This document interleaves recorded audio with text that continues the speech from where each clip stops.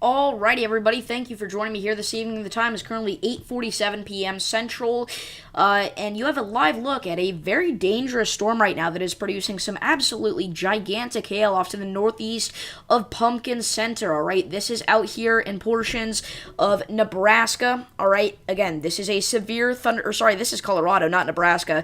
I genuinely couldn't remember because there are so many massive hailstorms out there right now. But right now we are looking in Lincoln County, Colorado. We have an absolutely gigantic hailstorm here. Again, this storm could be producing hail up to lime size or larger.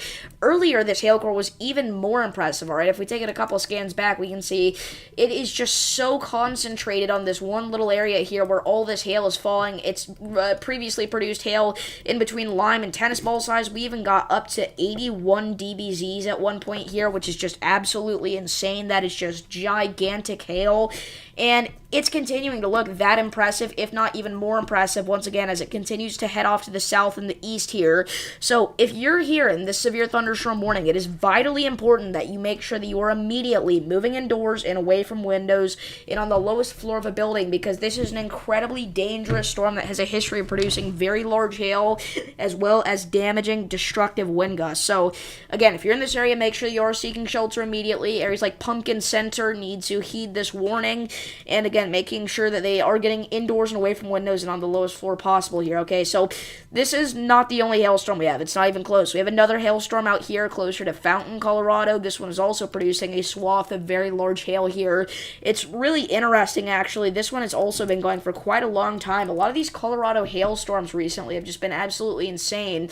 So again, we are looking at several big-time hailstorms here today across parts of the Great Plains. We got some in Texas, some in Colorado. We got some in Oklahoma, Kansas, New Mexico, everywhere around the far western portions of the Great Plains. And we even have a severe thunderstorm currently west of San Angelo here that has kind of been tracking along here as it was heading south. All right, it has just recently materialized, actually. And we're waiting to see how much more convection we're going to get out here in this severe thunderstorm watch. We did actually have a tornado today, touchdown to the north of Brady. It was a brief touchdown, according to a trained weather spotter in McCulloch County. That's a weird name. McCulloch County, again, that was a confirmed tornado. And then if you didn't tune into our last stream, we had a confirmed tornado touchdown in Nebraska. We had a land spout in Iowa. We have had quite a few tornadoes today, and we're going to see that tornado potential continue as we head into the overnight hours here, okay? So again, right now we are talking about a massive hailstorm to the south of Hugo, Colorado. Again, this is a very dangerous storm producing very large hail, potentially up to tennis ball size. I would say it's only warned for lime-sized hail, but it would not shock me if, again, we were getting tennis ball, maybe even baseball or softball-sized hail out of this storm at this point. So again, if you're in this area, you need to be seeking shelter immediately. That is a very dangerous storm there. That's a considerable severe thunderstorm warning. It's very close to a destructive severe thunderstorm warning. And then again, we also have some other big hailstorms out here in other portions of central and eastern Colorado as well. We have a storm producing damaging winds up to 70 miles per hour down in the Texas Panhandle near Friona. It looks like over time, though, this is not our 70 mile per hour one. Where would that be? Sorry, I'm trying to find it. I thought I clicked on it to go to it. Oh, actually, it just got downgraded to 60 mile per hour winds. That's what happened. So that is what we're talking about tonight. We are talking about the threat for massive hailstorms. We are talking about damaging to destructive wind gusts and maybe a couple of tornadoes possible here for the next several hours. Again, right now our most concerning storm is this massive hailstorm to the southwest of Hugo. Right now our DBZ values are incredibly high. We're talking about DBZ values up to 77 with this storm here. If we take a look at the vertically integrated liquid signature, it is just ridiculous how large of a swath is maxed out here. This tool is used to, it's built to detect hail in these storms, right? And it is maxed out. That's how big and dense this hail is here. So again, very serious situation unfolding here near Pumpkin Center, Colorado. We do have storm chasers Corey Gherkin and Vince Welty along Highway 94 in Pumpkin Center, waiting for this storm to hit them here. Again, if you're in Pumpkin Center, you should be taking shelter. Hopefully, the worst of this actually goes off to the east of you, and I do believe that that's a very real possibility. And it actually looks like another cell merger just kind of attached onto it here. So we're going to see how this supercell deals with that. If it's going to strengthen this supercell, if it's going to weaken it, we don't know. So we're kind of just going to have to watch this unfold. It could also increase the tornado threat with this storm. The storm does have the tornado possible tag on it because an isolated area of rotation could develop that could become tornadic very quickly in this kind of environment, right? So again, that's what we're dealing with right now. All right, the main thing that we're talking about is large to very large hail, potentially up to baseball size or larger for the rest of the night, and then also some isolated damaging winds and a possible tornado or two, okay? So if anybody has any questions about their location, feel free to leave those down below in chat, and I'll try to answer them accurately and honestly, as this is going to be a pretty big time severe weather outbreak as we head into the overnight hours here, right? So again, massive hailstorm here off to the south of Hugo. We've also got a pretty big hailstorm out here near Wigwam. And actually, this severe thunderstorm here, right, it has a severe thunderstorm warning for it, but it doesn't even include areas of where the hailstorm is, really. So even though areas along Hanover Road here near the Chico Creek area are not included in this severe thunderstorm warning, treat it like you are and move indoors and as far away from windows as possible immediately, because massive hail is occurring even outside of this warning polygon. Right now, this is across southeastern portions of El Paso County. There you go. So again, we are talking about some big-time hailstorms out here in Colorado right now, if you're just now tuning in.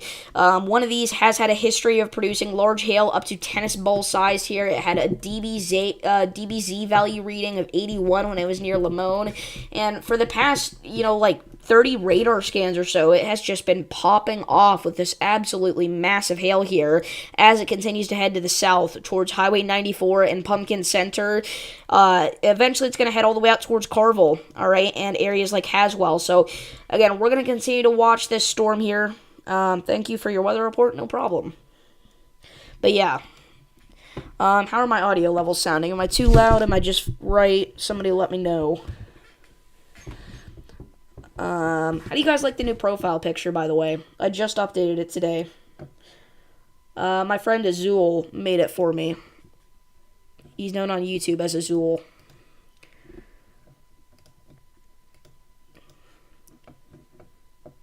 So, anyway.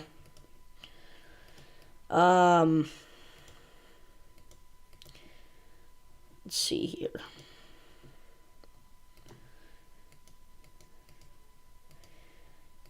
Yeah, I'm not seeing anything too crazy just yet.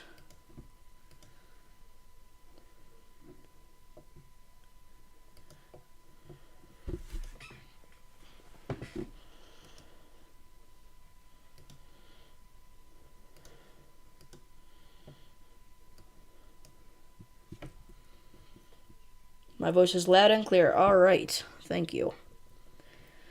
Yeah, you never know. Sometimes it's, peaking all the time, and it's really obnoxious, and then other times you can barely hear me at all, so it's good to know that the microphone is sounding great tonight. I do think that we're going to be in for a pretty long night of severe weather coverage here. Again, mainly tracking these massive hailstorms. But again, an isolated tornado would not surprise me tonight. If we were to get one, I'd say it'd be somewhere in here around the kind of the quintuple state area of Colorado, Kansas, New Mexico, Oklahoma, Texas. That region there.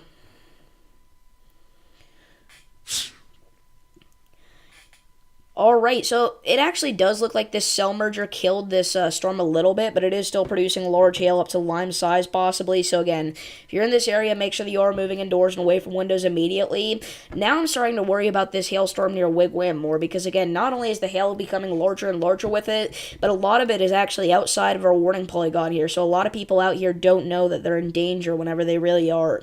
So again, areas off to the east of Wigwam along Interstate 25, you need to make sure that you are looking out for this and making sure that you are moving indoors and away from windows immediately. But yeah, that's what we're dealing with here for the rest of the night. We're going to be live here again with you all tomorrow, covering severe weather across portions of, once again, you guessed it, the Great Plains, like it's been for the past several days. And then we're going to be here live again on Sunday for, once again, you guessed it, parts of the Plains. And then on Monday, we'll probably be live here. Same thing with Tuesday, Wednesday, and Thursday. No confirmation yet on Friday. It's a little hard to forecast that far out, but we're going to be live here for the next several days, as we have been every day for the past couple of months now. As this severe weather season has been just incredibly active. One of the more active ones we've had in a long time. I would argue this is the most active tornado season since 2011. Now, obviously, 2011 was on a whole different ball field than this year, but it's definitely been quite intense this season.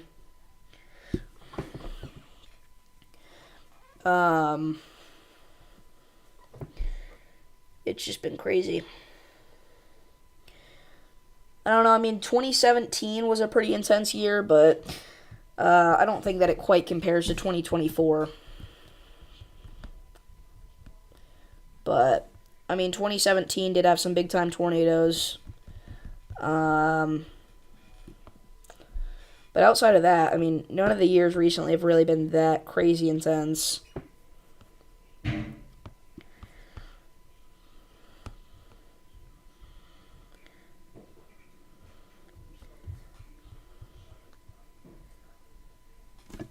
Yeah, we've already had more EF4s this year than we did in the entire year of 2017, so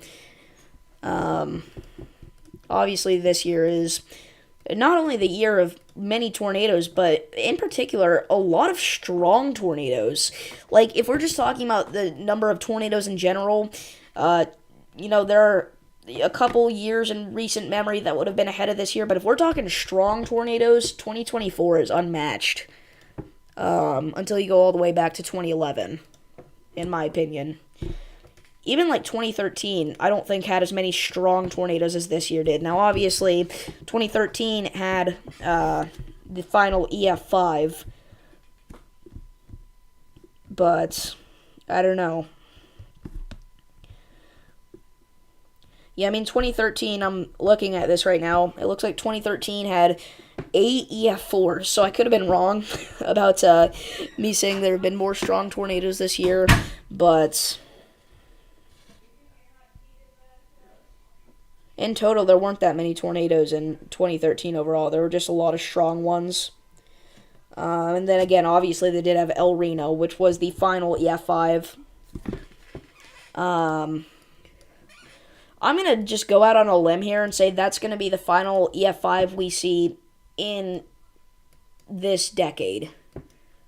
Well, actually, that was last decade, technically, but I don't think we're going to see an EF5 tornado in the 2020s. I don't think it's going to happen. Because even in the most intense severe weather sequence I've seen since I've started doing this, like the past month or so, we did not have a single EF5. And again, this was the most active period of weather I've ever seen. I mean, if we're talking about 1 month individually, May 2024 might be the most intense month in recent history. And again, that may remain true until you go all the way back to 2011, because 2013 was intense, but it was widespread over a several-month period, right? So, I mean, 2024 just has not played around in May. I actually looked at a post recently. Every single day of May 2024 had at least a slight risk of severe weather. We had, every day except for 8 was an enhanced risk or greater. We had, 6 moderate risk days, I want to say, and we even had a high risk day this year, or this month, rather. So, it's been crazy. So again, as my hypothesis stated earlier, it looks like this hailstorm is starting to die out, but it could still be producing large hail up to lime size. But this hailstorm now is growing in intensity here. We're getting DBZ values that are currently reaching all the way up towards the, mid-70s here in some spots. 73, 75. So yeah, about 75 DBZs with this storm here, which, for reference, would be somewhere between lime and large apple-sized hail. This would be about tennis ball-sized hail, roughly. It's only warned for lime-sized hail, though, so I want to keep an open mind here. It may just be because we're so close to the radar site, because sometimes that happens. But either way, I mean, this is just such an intense hailstorm here off to the to the east of Wigwam.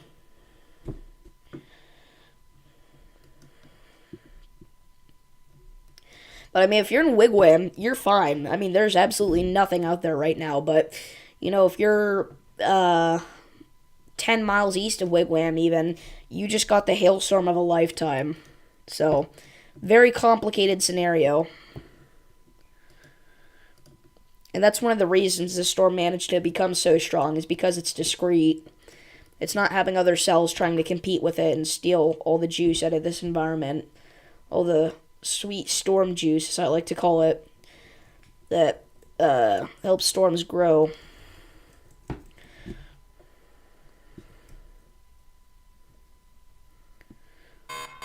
And we do have a new severe thunderstorm warning now that's going to be for portions of Death Smith County, Texas.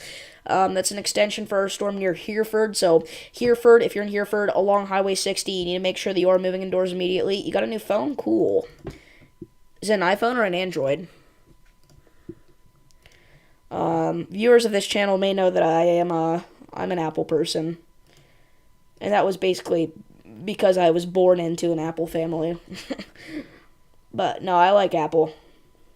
I think Apple products in general are more expensive than Androids, but you get what you pay for.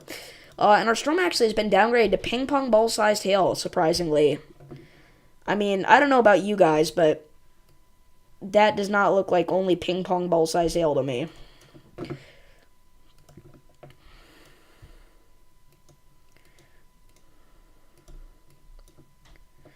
So again, if you're in that area, continue to stay indoors and away from windows, because even just ping pong ball size hail is still pretty dangerous. Still will definitely hurt if you get hit by it. People and animals outdoors will be injured. Expect hail damage to roofs, siding, windows, and vehicles. Expect wind damage to roofs, siding, and trees. Precautionary/preparedness actions for your protection. Move to an interior room on the lowest floor of a building. Just to add on to that, stay away from windows. Obviously, an interior room would be away from windows, but just stay as far away from windows as possible there. Don't go outside and try to look at that storm. That could really hurt if you get caught in a hailstorm out of nowhere. It could be very surprising, could catch you off guard, and it will hurt. Because hail, even only ping pong ball size, can fall at a very fast pace, actually, very quick rate. So anywhere.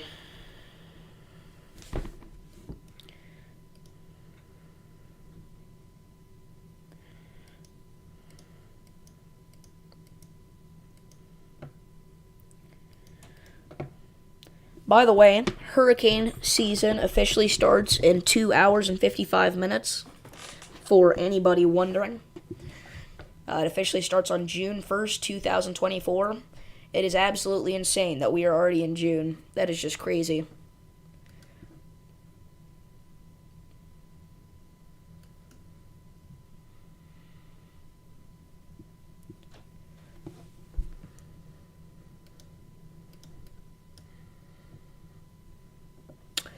So we should get a new radar update here any minute now. Looks like the radar's updating about every 5 minutes, so again, it should be literally any second at this point.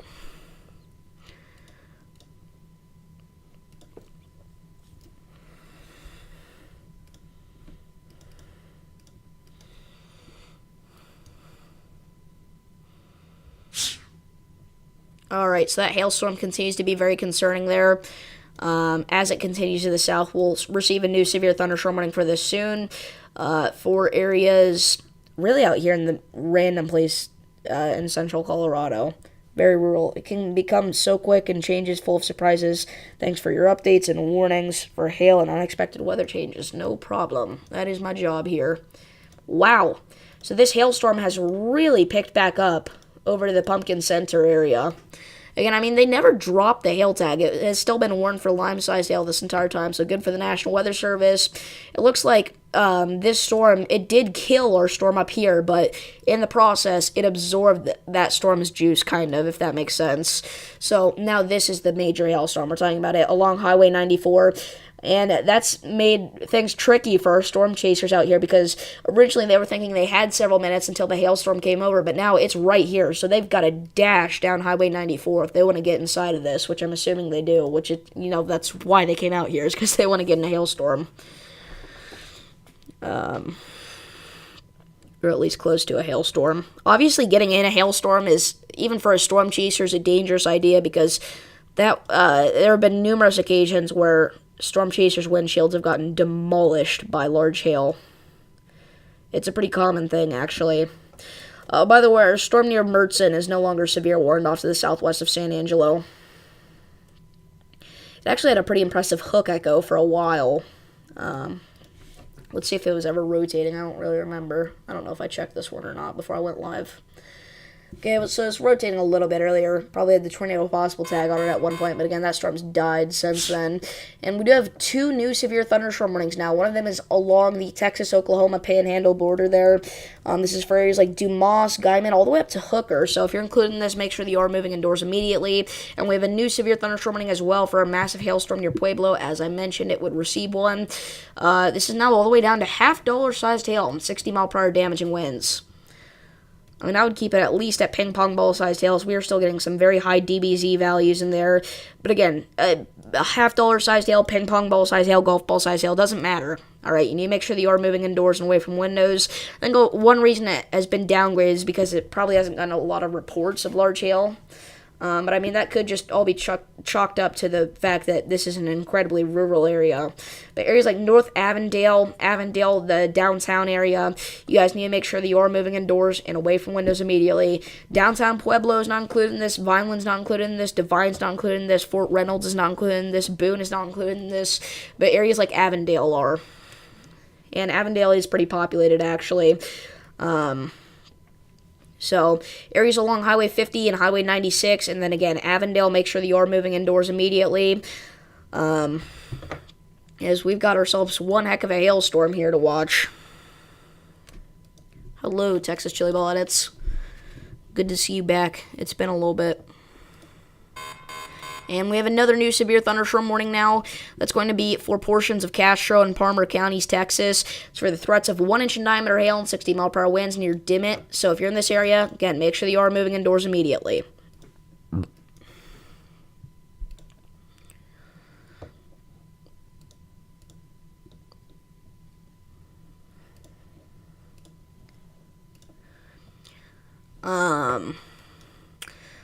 Just double boxing here to see if we have any rotating storms.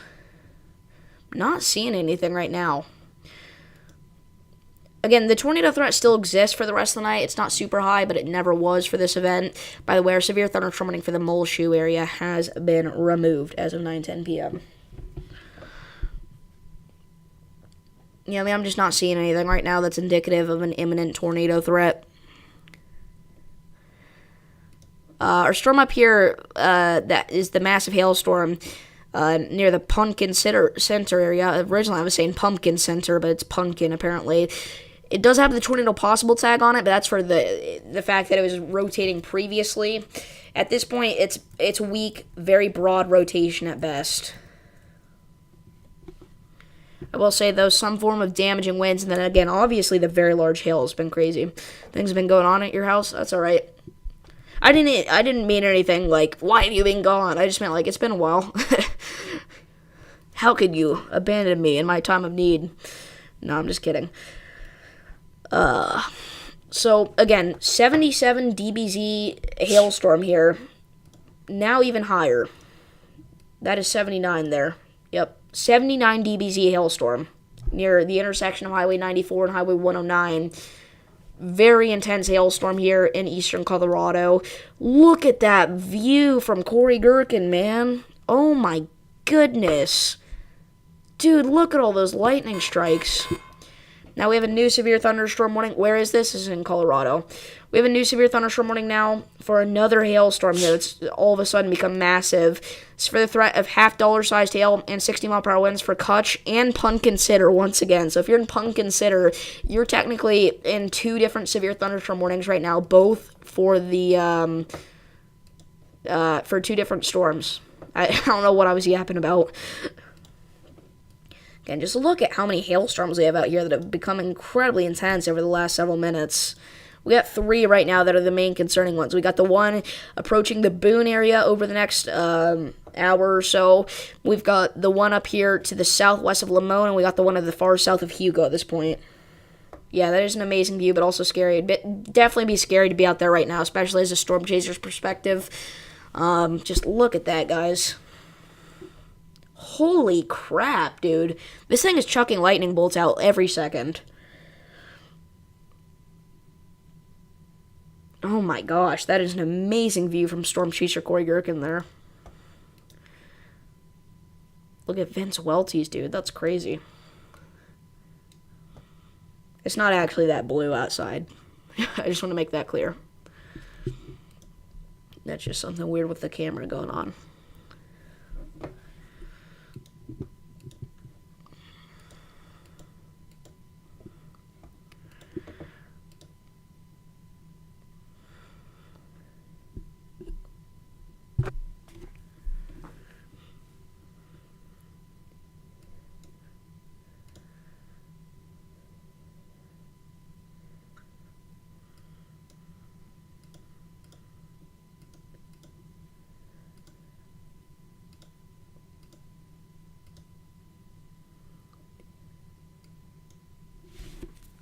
Sorry, I know I'm breathing really heavy. It's a bad habit. And it's really annoying on the stream, too. I've watched my streams back, and I'm like, I get so infuriated, because I'm always like,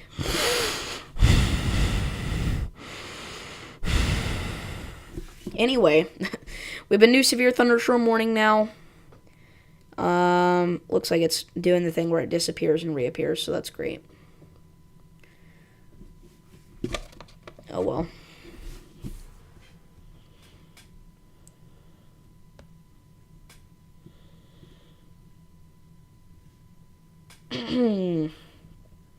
One time you saw a wall of dark clouds and purple lightning with storms in New Mexico on the way to Arizona and California. It's got to be one of those situations where it's cool, but you got to be careful, for sure.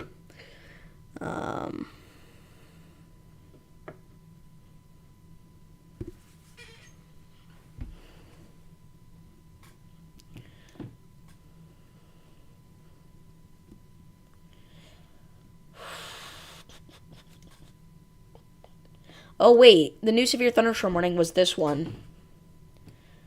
This is still for the threats of lime-sized hail and 60-mile-per-hour winds. They do not have the tornado possible tag on this anymore.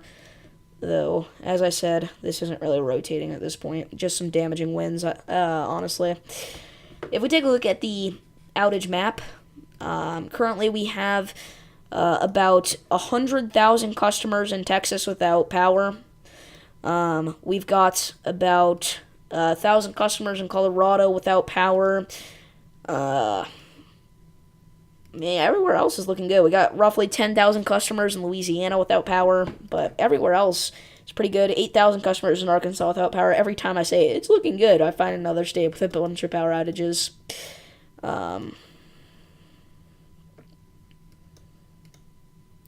So, not too terrible other than Texas right now. Texas, though, a lot of that is leftovers from the past several days. I mean, yesterday we had a tornado emergency, guys. It's going to cause a lot of outages. But actually, a lot of it is also from today's event. You can see out here in I don't know how to pronounce this, McCulloch County. It's not that hard, Davis. We currently have quite a few customers without power, it looks like. Let's see the exact number here. 210. In San Saba County, we've got about 81, and in Mason County, we've got about 471.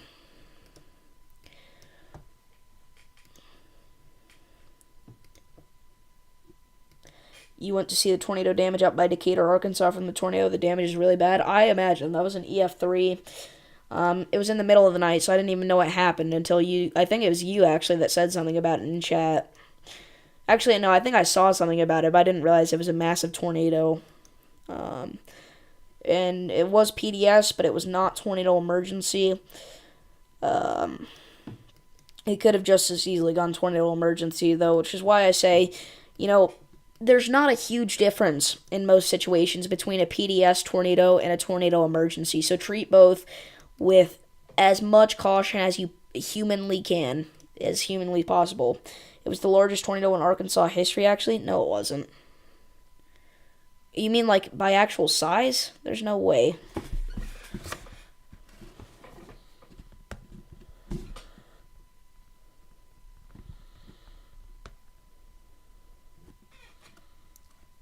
Oh my gosh, it was. I am sorry. I did not realize that. I did not realize it was almost 2 miles wide. Dang. That is one of the largest tornadoes anywhere in the United States history. I am very sorry. I did not believe you, but yeah.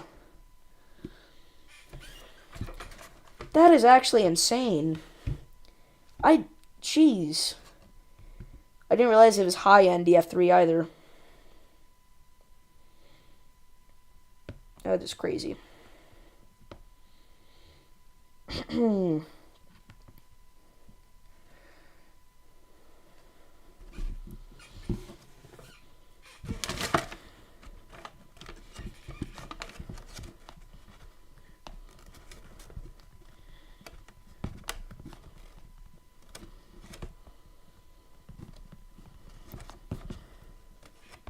Sorry, just a second.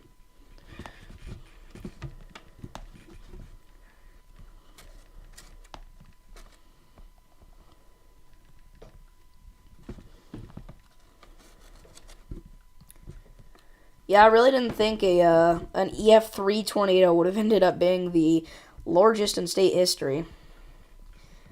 I mean, for one thing, I didn't realize it was high-end EF3, but yeah, thank you for telling me that, because I really did not realize that. It's hard for you to believe, too? Yeah, I imagine. I'm sorry. I was like, there's no way.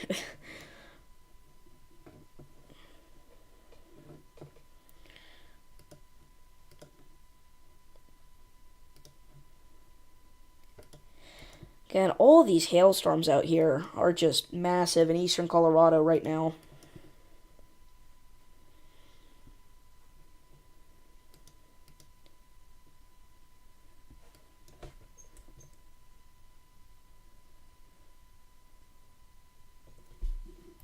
You can see the progression of this supercell really well over the past 50 radar scans here from the San Angelo radar site. It was only a good 20 to 30 miles to my north at the time. That must have been scary. Yeah, last year I had a high-end EF3. It was actually on the cusp of an EF4. It was like 1 mile per hour below EF4 limits. That was just a couple of counties away from me. I had that happen last year, and I had family in the town that it hit. And that night, I was incredibly worried. But yeah, that must have been scary.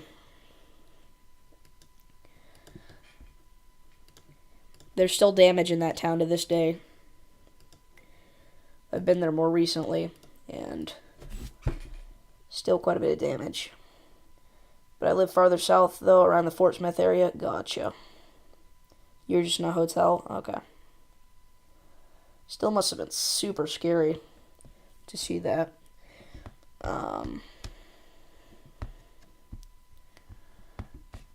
see. I'm just kind of looking at different things right now. We do have a new severe thunderstorm warning in effect for portions of Lee County, New Mexico. This does include Tatum. Tatum is right in the smack dab in the center of this. So if you're in Tatum, make sure that you're moving indoors and away from windows immediately. You're in total shock, I bet. A $50 sized hail and 60-mile-per-hour damaging wind gusts could be occurring with this storm. You sound like the buildup of the 65-mile-an-hour wind, so we have lightning, strong wind, hail, and possible tornadoes.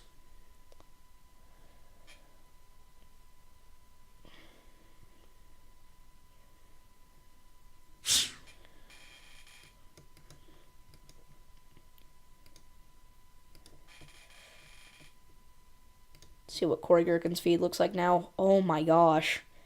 I think the skies are actually green here. I don't think that's a thing with this camera or the view. I think that's actually green skies. See, like, that's something that's altered by the view or the camera's filters or something. But this, I believe this is actually real, especially since we looked 10 minutes ago from Corey Gherkin's point of view, and it was realistic looking, I should say. Just look at that absolute light show, man. Again, the green skies are because of all that massive hail out there.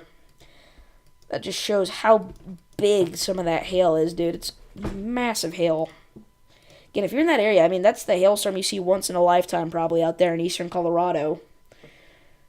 So,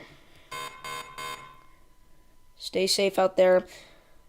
If you can do so safely, send in your reports to the National Weather Service, but only if you can do so safely.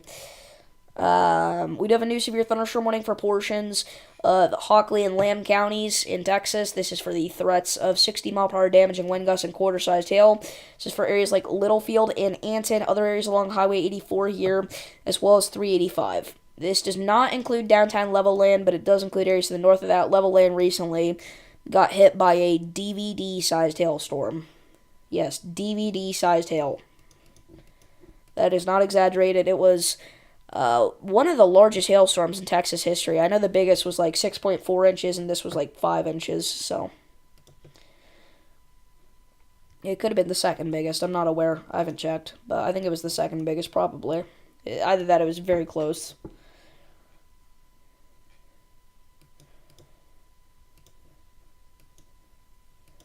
Holy cow, dude.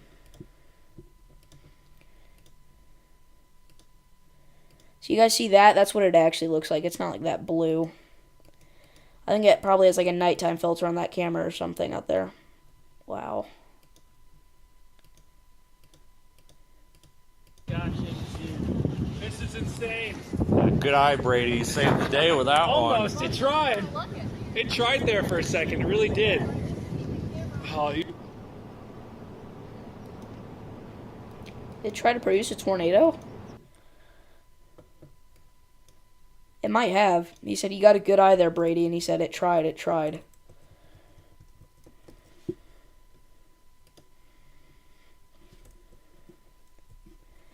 That was from Storm Chaser Vince Welty there.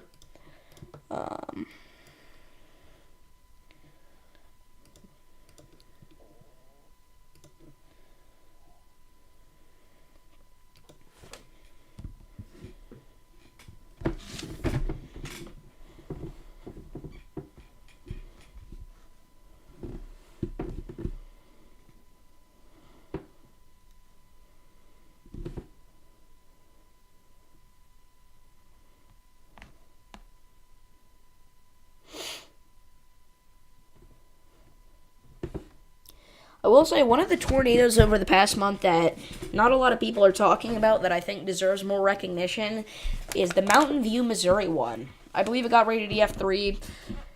It was very strong. There's so many good photogenic videos of that tornado. Or of that photogenic tornado. Sorry, that didn't make sense. Anyway. Look at that, dude. It's absolutely insane. Hey, what's up, Mr. Storm? You wanna hop on the stream? Or, are you not able to? I understand if you're not. It's late at night. In your neck of the woods.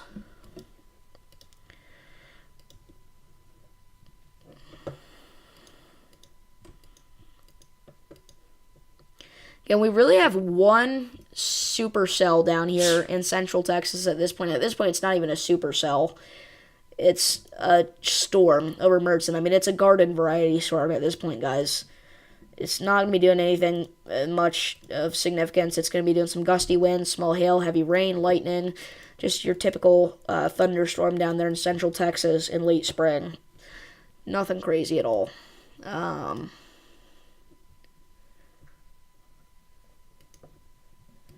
So again, right now our Colorado hailstorms are pretty impressive. Again, one of them got up to 81 dBZs earlier, which is insane for reference. You might be able to later, but not right now. All right, gotcha. Sounds good. Again, look at that, guys. 81. That is something you don't see too often, but we've seen it twice in Colorado over the past month. Crazy stuff. I mean, this is super rare. The highest I've ever seen is 84 dBZs. And that was actually in Texas, like yesterday or a couple days ago.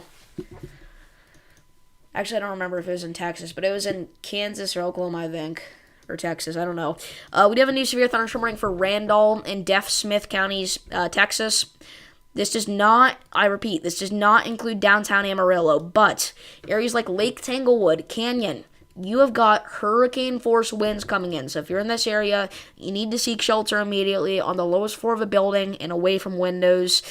In an interior room, expect some tree damage. Damage is likely to mobile homes, roofs, and outbuildings. If you're in a mobile home, you got to evacuate and find a more substantial shelter. If you genuinely can't, just lie flat in a ditch. Again, these are hurricane force winds coming in towards Canyon and Lake Tanglewood. This storm has, again, it was originally one for 70-mile-per-hour winds, then it went down to 60, but now it's back up to 70. Actually, if we take a look at this here on the velocities, we can see definitely some of those higher gusts out there approaching areas like Dawn. So Dawn, I mean, you got minutes or seconds. So make sure that, again, you are seeking shelter immediately. Very strong storm out there off to the south of Amarillo. Again, downtown Amarillo will be spared, but if you're in the southern portion of Amarillo, you should be taking shelter. If you're in the southern half of Amarillo, you are in this severe thunderstorm warning. Areas like, I was hoping there'd be little names out here, like there are up here, like the Route 66 Historic District and stuff like that, but there's not. These are just street names. If we turn on green presentation, we could list some of the locations here included in this. I want to focus on this storm because obviously Amarillo is probably one of the more populated areas that we're seeing right now that we're talking about. So areas like, I'm about to list off a ton of areas. So if you're near any of these areas, like if it's in walking distance, you need to be taking shelter. So the Comanche Trail Golf Course, Walmart Neighborhood Market, United Supermarkets, Walmart Supercenter, Traveler Motel, Walmart Neighborhood Market, Spicy Mike's Barbecue Haven, Walmart Neighborhood Market. Why are there so many Walmarts? Jorge's Mexican Bar and Grill, the Potato Factory, Traveler Motel, Red River Steakhouse, United Supermarkets, John Stiff Memorial Park, Buffalo Wild Wings, Teddy Jack's, Armadillo Grill, another Walmart Supercenter, another United Supermarkets, Town Square Village, and West Plains High School. Again, FO 84 as well. If you're near any of these areas that I just listed off, you need to be taking shelter in southern Amarillo. So let's go back over the great presentation here.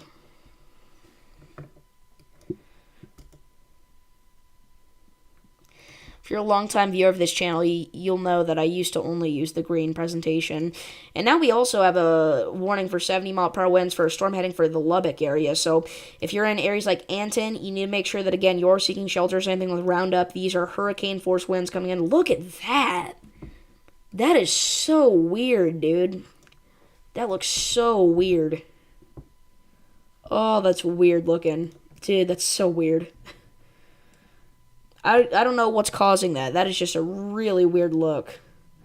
But again, Hodge, Anton, Roundup, Dean, Smire, Opdyke West, Opdyke downtown. You need to be taking shelter immediately. Right now, the highest of the winds just crossed over Highway 385 near Witherell, however you pronounce that.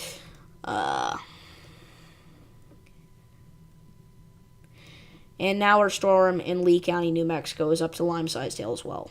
So if you're in Tatum, again, make sure that you are moving indoors and as far away from windows in an interior room as possible. As far away as windows are possible in an interior room. I am just yapping tonight. I'm just Yap City. Look at that. Look at how it just curves like that, and then it's just a straight cut off. There's your large hail, still up to ping pong ball size. They actually upgraded this from $50 to ping pong ball again. And now we have a new severe thunderstorm warning, and this is for downtown Amarillo. So the entire city of Amarillo is included in this one, but this one's only for 60-mile-per-hour winds and penny-sized hail. So make sure that you are moving indoors, but there's no need to take shelter or anything, seriously, but again, the southern side of Amarillo, you should be doing that. Again, I know it's a little confusing how specific we're getting with these locations, but I just want to talk about, what warning polygon are you in? This is what you need to do. So again, the southern half of Amarillo, I know it seems crazy to say this, but you guys need to take shelter, while the northern half only needs to get indoors. That's how localized this is. We're talking here. Hello, Newcastle WX. Again, I mean, we are getting extremely specific here with the details, but to get as exact as possible, if you are south of 32nd Avenue, you need to take shelter. If you're north of 32nd Avenue, you can just get indoors. That's how hyper localized we're gonna get. If you're in 20 or 3203 on South Monroe Street, if you're in the northern half of your house, you need to take shelter. But if you're in the southern half, you can stay indoors. What am I yapping about? And the reason we actually got upgraded to a 70-mile-per-hour wind tag, and now we're up to 80. Okay, that really came out of nowhere, but we now have a destructive severe thunderstorm warning here. I did not even have my alert sound prepared because I did not think we were going to get this. This is a destructive severe thunderstorm warning for areas off to the northwest of Lubbock. 80-mile-per-hour winds are occurring with this storm. You need to seek shelter immediately. This is for areas like Littlefield, Anton, Witharl, Smyre. The thing I don't like about this situation is normally the emergency alert system would go off for this storm. But because this isn't a new warning, it's just a continuation, it's not going to do that. So we got to get the message out here to all these people in northeastern Hockley County and southeastern Lamb County that they need to take shelter. A 76-mile-per-hour gust was recorded with this storm as of 6 minutes ago. 6 minutes ago. Again, we are talking hurricane-force winds, tornado-force winds. This is going to be a storm that everybody out here is going to remember for quite a while.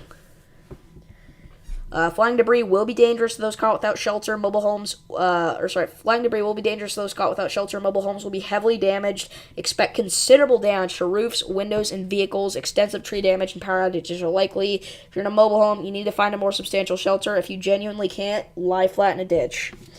Again, we are on a destructive, severe thunderstorm warning now.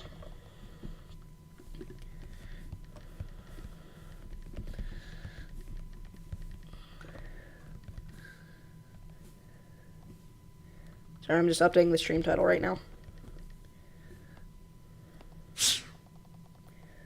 Ah, dang it. Okay. I'm using up as much title space as I can. Not purposely, but that's just how it turned out. I'm already using up a lot by my normal titles. But with this, it's crazy. Yeah, this is a very dangerous storm here again, guys.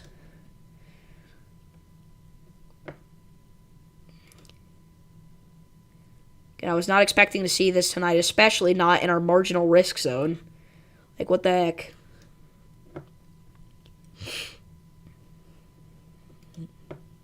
And again, this isn't just radar indicated. This is confirmed that we are at the bare minimum receiving 76-mile-per-hour winds, which are officially hurricane-force winds, tornado-force winds, Category 1 hurricane, EF1 tornado, or EF0 tornado, rather.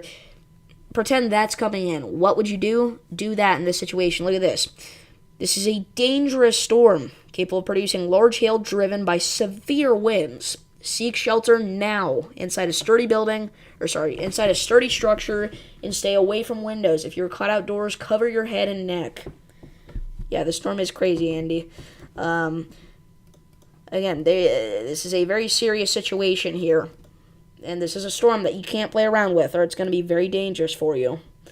You can see how concentrated this pocket of high winds is becoming here. The winds are actually much higher than 65 miles per hour. We know that because of that gust report there. They're so strong that, again, I think it's because they're so strong that this glitch feature is happening where it looks really trippy. I don't know that for a fact, and I don't know why that would cause that, but that off the top of my head, that's what I guess, is these winds are so strong, they're literally breaking the velocities. But that doesn't really make sense, because they deal with tornadoes with stronger winds than this all the time, so I don't know, maybe it's because it's over a large area, I'm not sure. That's another thing with this. This is even more dangerous than a low-end tornado, because a low-end tornado is going to impact a very small area. This, we're talking about a wide swath of winds This whole area is where we could have gusts up to 80 miles per hour here. And, you know, you don't get 4-mile wide tornadoes, especially not low-end ones. You don't get 4-mile tornadoes at all, though. But with this, you're going to have a 4-mile swath of potentially tornado-force winds here. Hurricane-force winds, whatever you want to say, however you want to treat it.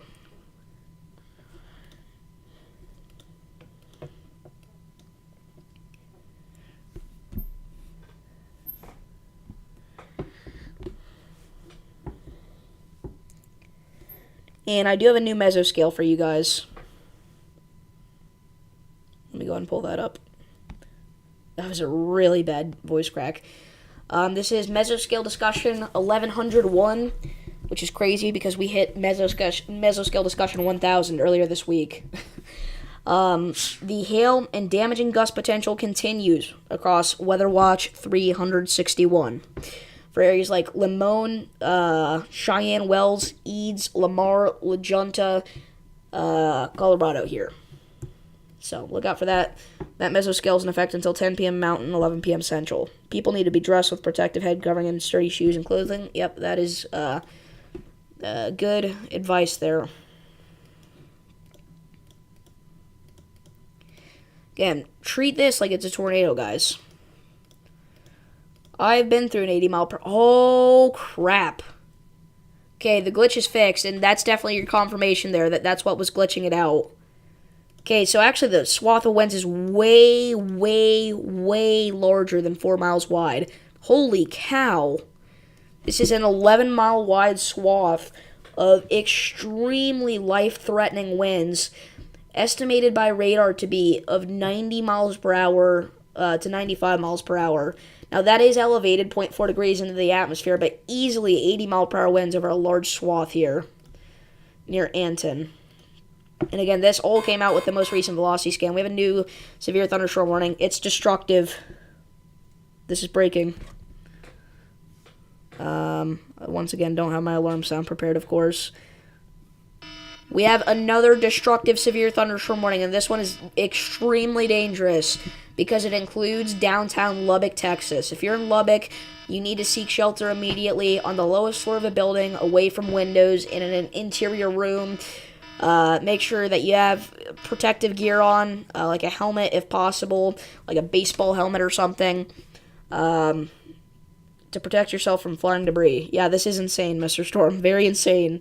Again, over the last scan, that all popped off. And again, I really think the velocities were glitched for so long because the winds were so intense, they genuinely couldn't handle it. Yeah, it's almost 10 miles wide. Again, treat this like a 10-mile wide EF0 tornado. I don't want to say a 10-mile wide tornado because that'll freak people out, make it think it's a 200-mile per hour storm. But treat this like a 10-mile wide EF0 tornado, all right? The wind speeds aren't going to be anything like an EF5 tornado or something, but treat it like it's 10 miles wide, a tornado that big. Imagine that. That's what's coming in here towards shallow water, New Deal, Recenter, Canyon, Idalia, and again, even downtown Lubbock needs to be seeking shelter, as well as Abernathy. Guys, we were not expecting to see this out here today in central Texas, in the panhandle of Texas. This area had a marginal risk of severe weather. Now the emergency alert system will go off in this area, luckily, though. So people will get the message that this is a extremely dangerous situation. Hello, Adrian. And if you're just not tuning in, there's a destructive severe thunderstorm warning in effect for Lubbock, Texas. This does include downtown Lubbock, as we have a swath of 80 to 85 mile per hour winds at the surface approaching downtown Lubbock, Texas. Treat this like it is a tornado and seek shelter immediately. On the lowest floor of a building, interior room, away from windows. It's going to be in effect for an hour and 4 minutes. So if you're out here, get comfy. All right, if you were planning on going to bed here, I'm sure a lot of people were. Just, bring your pillow and blankets downstairs because you're going to be dealing with this for a while.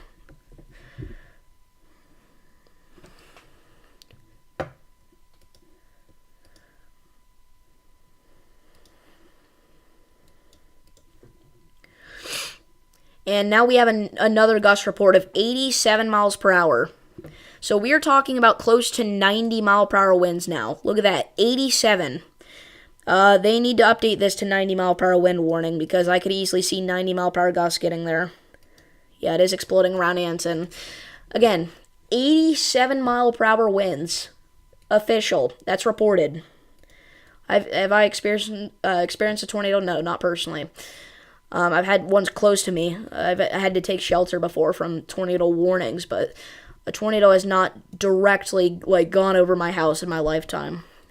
95-mile-per-hour winds.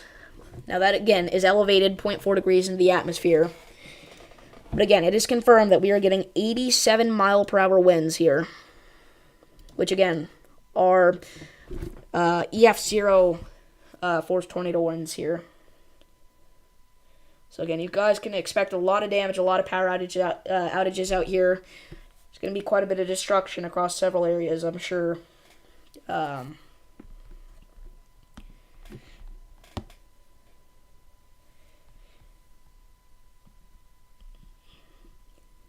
Actually, this is an EF1 tornado force winds. You're getting over 90 miles per hour in velocity. Yeah, there's a little spot around 94.45 miles per hour.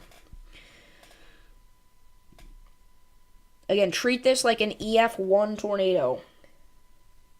We're getting EF1 tornado force winds now. We're past EF0.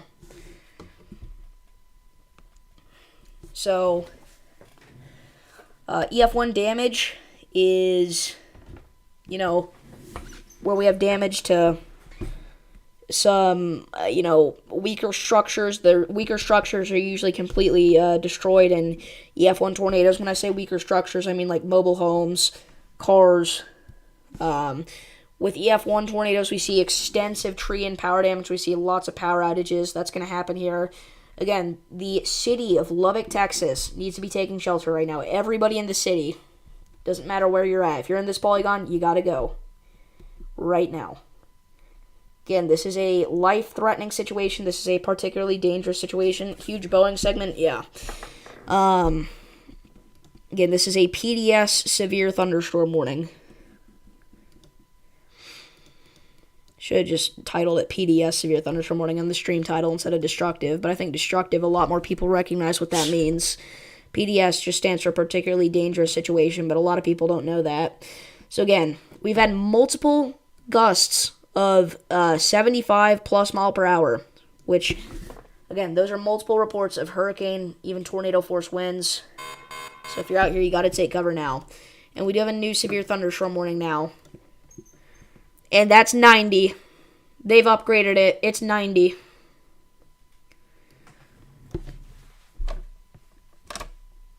Okay. We are at 90 miles per hour. This is an extremely dangerous situation. Look at this. We have a PDS severe thunderstorm warning. This is an extremely dangerous situation with tornado-like wind speeds expected. Mobile homes and high-profile vehicles are especially susceptible to winds of this magnitude and may be overturned.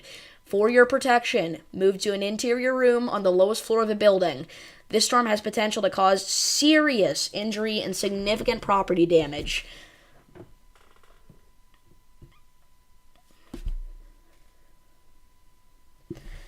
This is the same description as a PDS tornado warning.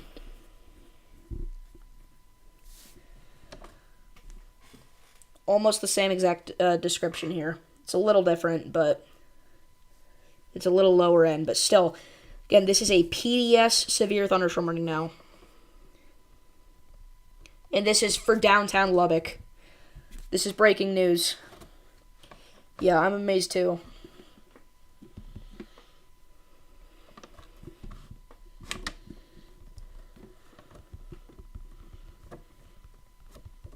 Gosh, dude.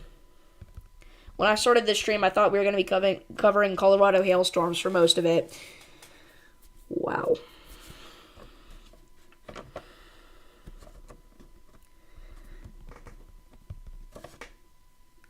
Again, if you're out here, you gotta run to your tornado safe spot.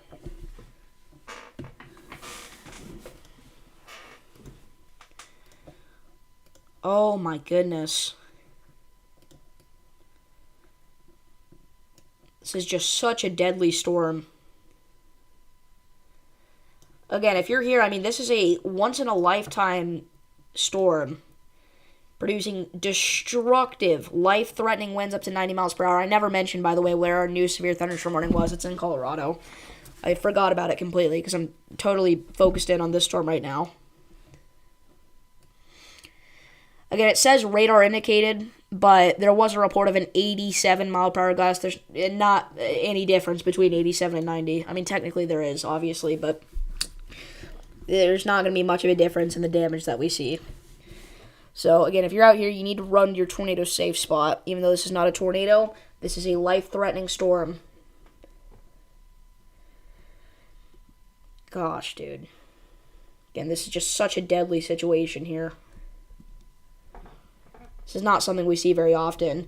Again, this is in our marginal risk zone. I don't know if I've ever seen a 90 mile per hour wind tag in a marginal risk. This is going right for the radar site and the airport. Yeah, it feels like every time we have a situation like this, it's near the radar site. So, this hopefully this does not hit the radar site directly. That would be a worst case scenario. But that is a real thing that we got to consider, is that the radar site is going to get knocked out by this, guys. Okay, a little bit less impressive on the most recent scan in terms of the size of this thing, but in terms of the actual wind speeds, it may have actually gotten even worse. Now it's still measuring around 95 max. So, again, you need to seek shelter if you're out here. I cannot stress that enough. This is a very dangerous situation with 90 mile per hour destructive winds at the surface with this storm here. You got to run to your tornado safe spot, guys. And I was not expecting to see this tonight in our marginal risk zone. Definitely not, but not anywhere in the country. I would not have expected to see that anywhere today at all. Tornadic-wise or just straight line winds like we have here. I would not have expected to see 90 mile per hour winds today. Again, these are EF1 tornado force winds here. I mean, I wouldn't be shocked if you told me we had an EF1 tornado, I guess, so I could expect this in a tornado situation, but in just straight up damaging winds, the problem with this is it's such a widespread area, and it's going to go right for a populated region, a very populated region, heavily populated. Wow. Holy cow, dude.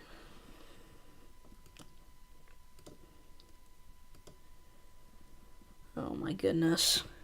Gosh.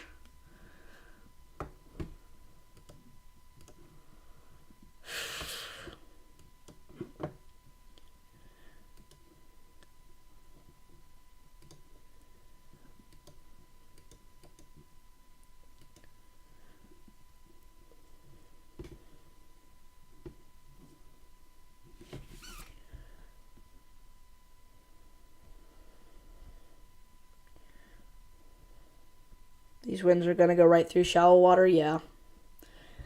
Unfortunately, that is true. Again, shallow water, I mean, this is on top. If you're not already in shelter, I don't know what to tell you at this point. You've had your warning. You just got to go now. I don't mean walk down to your basement or something. I mean sprint, if you're in shallow water in particular. Again, it's going to be like experiencing a tornado here. It's going to absolutely dump, and the winds are going to get crazy if you're in the storm. Yeah. Holy cow, dude. And now it's official. We have a wind gust of 91 miles per hour as of 12 minutes ago. 91. So this is confirmed now.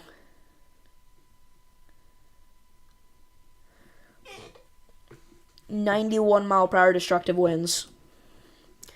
Again, this is such a dangerous situation. I cannot stress this enough. The warning on the backside of this now has been upgraded to 90 miles per hour, by the way, as of 2 minutes ago. So, again, one last time just to hammer it home, I'm going to play the alert sound. This is a life-threatening situation. We have 90 mile per hour winds, confirmed, 90 to 95 mile per hour winds approaching shallow water, Caldwell, in downtown Lubbock, Texas. You gotta seek shelter immediately, guys. This is an incredibly dangerous situation here. Again, I mean, if you're in Lubbock and you were going to go to bed, just make yourself comfy down there because you're going to be dealing with this for a while.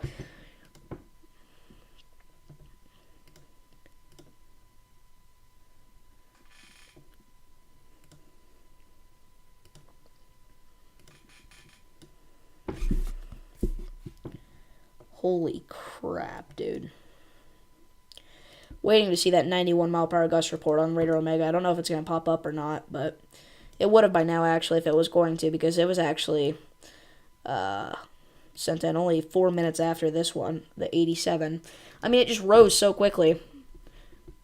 It went from... It wasn't too long ago we were talking about this being a normal severe thunderstorm with 60 mile per hour winds. Now we have a new severe thunderstorm warning. It's considerable. Level land, Whiteface, Sundown, and Meadow. You need to seek shelter immediately. We've got 70 mile per hour destructive winds and a quarter-sized hail coming in. Make yourself comfy. For your protection, move to an interior room on the lowest floor of a sturdy building. Again, make yourself comfy. As far out as Meadow, Lockettville, Needmore, Johnson even, you guys need to take cover. Get down there in a basement or something, or at least on the lowest floor of a building in a bathroom or a closet, and make yourself comfy. Because we've got a lot of time here where we're going to have destructive wind gusts. It's going to be a long event, long night. As I said at the very beginning of the stream, I was like, this is going to be a long night, and that has registered here. And it did not register in the way or in the magnitude that I thought it would.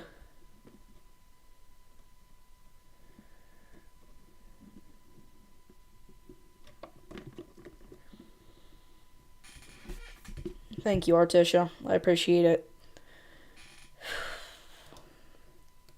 Again, if you're out here, I mean, you gotta go. This is such a dangerous storm.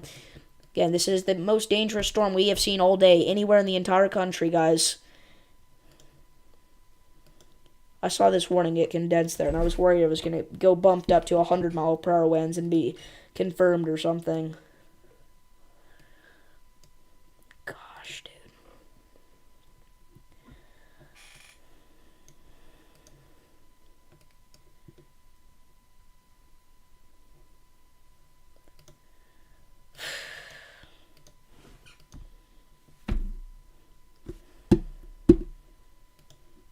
Cannot believe it. I genuinely can't.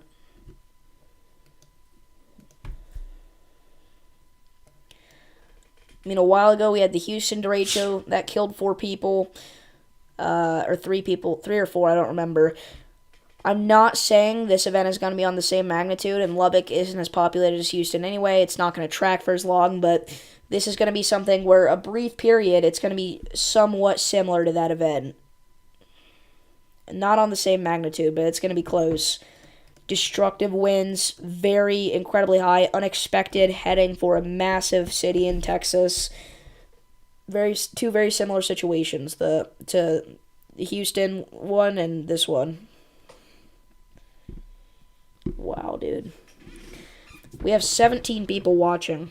So again, if you're just now tuning in, if you're in Lubbock, Texas, you gotta seek shelter immediately. But if you're not in Lubbock, Texas, and you're just here to watch the coverage, we are talking about destructive 90 mile per hour winds approaching downtown Lubbock, Texas here. It's actually looking like this is going to stay mostly to the north of the downtown area, which is good. But again, downtown Lubbock, we are asking that you stay in your safe place, though, because we are still expecting destructive 70 to 80 mile per hour winds in your area. But the worst of it, the 90 miles per hour are going to stay close to shallow water and Caldwell like they are right now. And I was kind of hoping they would die out before they got to shallow water and Caldwell, but they didn't. And here we are. We have 21 watching now. Holy cow. You're looking at the storm on the National Weather Service state radar right now. Tell me one of the best Doppler radars that shows many severe storms. Just tell me anything, Davis. Well, I mean, Doppler radar, it depends on where you're looking at to see the best severe storms. Right now, if you're looking at this Lubbock storm, you got to look at the Lubbock radar, KLBB. Destructive winds over 10 miles in Texas. Yeah, this is a 10-mile swath of winds of 90 miles per hour. Yeah, 10-mile radius. or where we could have anywhere in that area get up to 90-mile-per-hour winds. Again, it's been confirmed that we have at least 91-mile-per-hour wind gusts here. Look at this. This is a destructive storm for western and central Lubbock County, including the city of Lubbock. Hazard 90-mile-per-hour wind gusts and quarter-sized hail. Again, guys, this is a deadly situation. An extremely dangerous storm is impacting downtown Lubbock, Texas, as we speak, producing 90-mile-per-hour life-threatening wind gusts and large hail up to quarter size. But obviously, our main focus has got to be the winds. And if you're in Lubbock, you need to seek shelter immediately. A quick update for our folks out here in Level Land. This storm is continuing to produce 70-mile-per-hour damaging wind gusts as it heads towards Ropesville, so continue to stay in your safe spots, as well as Smire.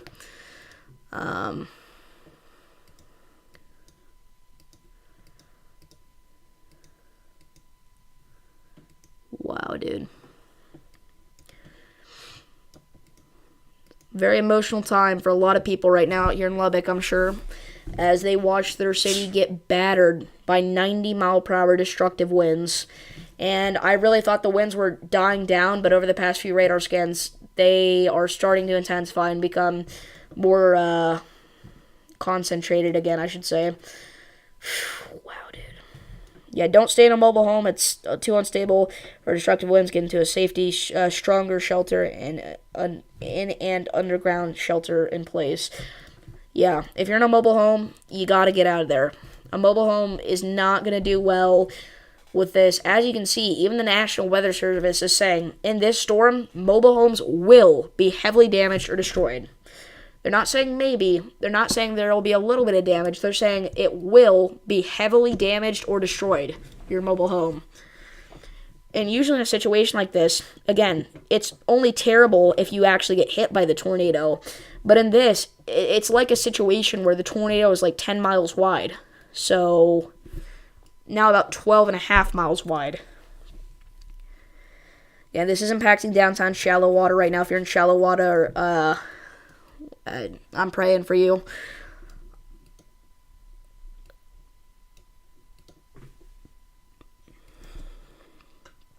So it's such an awful situation to see here. Again, an unexpected one. We started off this stream by covering Colorado hailstorms, and now we're covering destructive winds heading right into downtown Lubbock, Texas, in our marginal risk area. That's the worst part. A lot of people weren't expecting this, so they probably went to bed early because they weren't expecting severe weather, right? Or at least not expecting big-time severe weather where they need to take shelter like this, but that's exactly what they got. So a lot of people probably still don't even realize this is coming unless they have their cellular device not powered off. Like, they got the alert, but a lot of people power off their cellular device when they go to bed to save battery or whatever. So it's awful.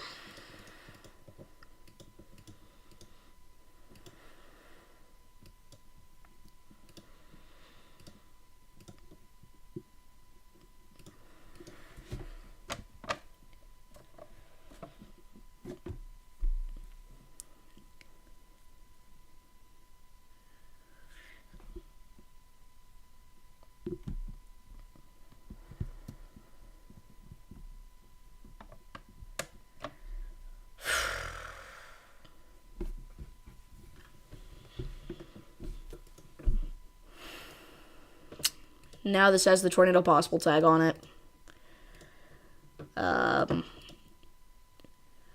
See where the greens are getting dangerously close to these reds here? That's where we may have a brief tornado spin up. I'm only in North Carolina. WXL 42 serves my area to Surtown Mountain. I wish I could move into Level Land, Texas, but I need to get a plane ticket there. I'll just keep watching. Okay. You do you.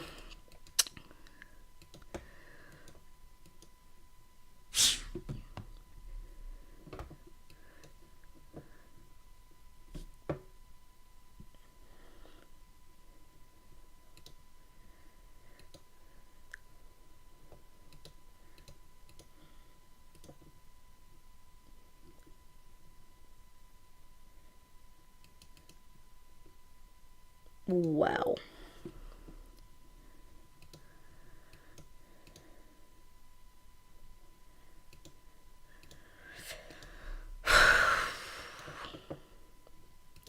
Again, if you're just not tuning in, we have a deadly storm rolling through Caldwell and Shallow Water, Texas, approaching downtown Lubbock. West Texas Mesonet. Wind gusts between 80 and 90 miles per hour have been measured by Mesonets at Anton and Smyre, a little bit off to the northwest here, originally where these storms were. Again, we had a confirmed 91 mile per hour gust at one point, and it's continuing to just be awful out here. I mean, it's just terrible what we're seeing. Again, this is like basically like a 10-mile wide tornado. Now, that being said, it would be a weak tornado. It would be about an EF1 tornado. But we've seen the destruction that EF1 tornadoes can cause. And if one was 10 miles wide and was able to cause damage to that big of an area, that would be bad. And that's what's happening here, pretty much.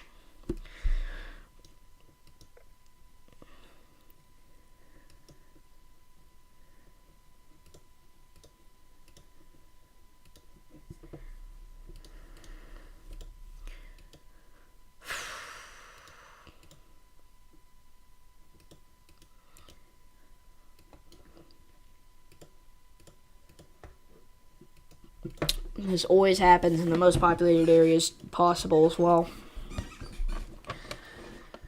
And again, nobody expected this. This area was in the marginal risk of severe weather today. A marginal risk is a 1 out of 5 on the scale, guys. On the severe weather scale, it's a 1 out of 5. This is the kind of stuff whenever you have usually like a 4 out of 5, or even a 5 out of 5. Whenever you have a moderate or high risk driven by damaging winds. My radar looks different than yours. It may be because of the presentation that I have it on. Mine's on green presentation. Or are you mean like what's actually going on? I don't know. I'm looking from the Lubbock radar. You might want to make sure that's what you're looking from.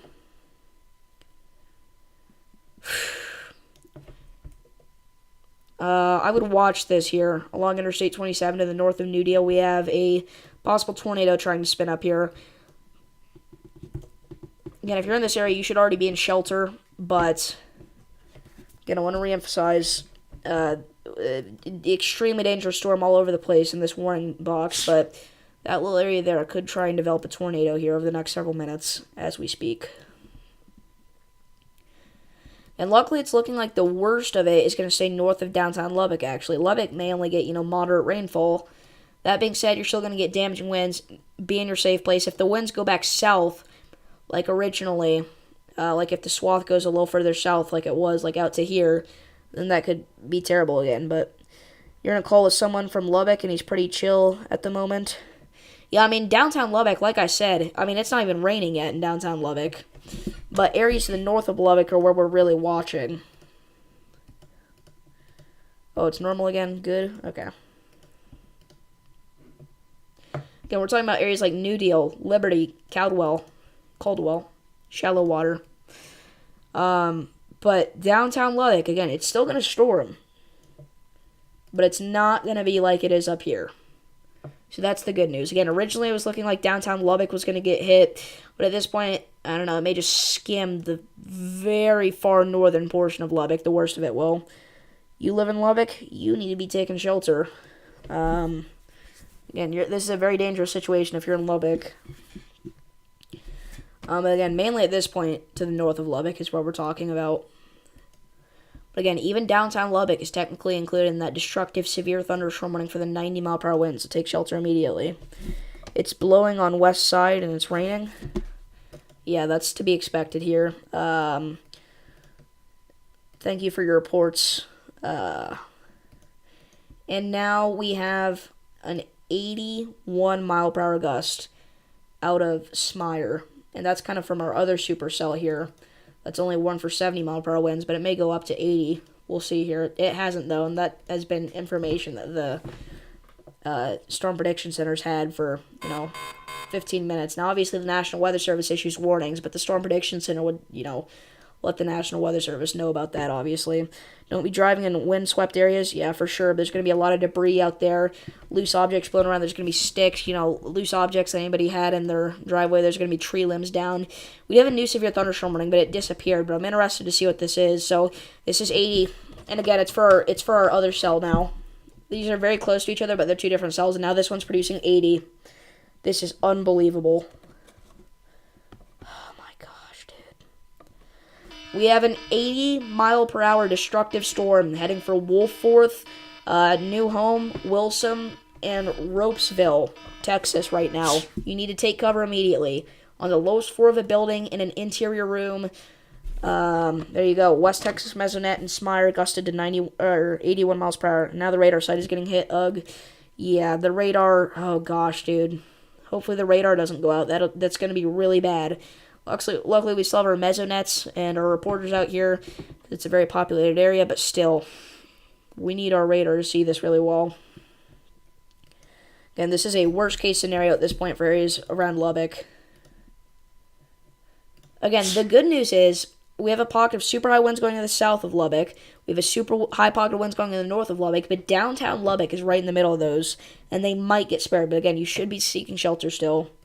Do you know what radar site or app you're in? I just needed the name for it. I'm going to be new to it. I'm using Radar Omega, available on iOS, Android, and computer. It's $8.99, but in my opinion, it is the most capable radar app that you can get for that price range. So, I think it's a great deal. Other people use Radar Scope. It's free. I think Radar Scope is still an amazing app, but I personally use Radar Omega for its extra features. Again, you can subscribe to Radar Omega, but you don't have to.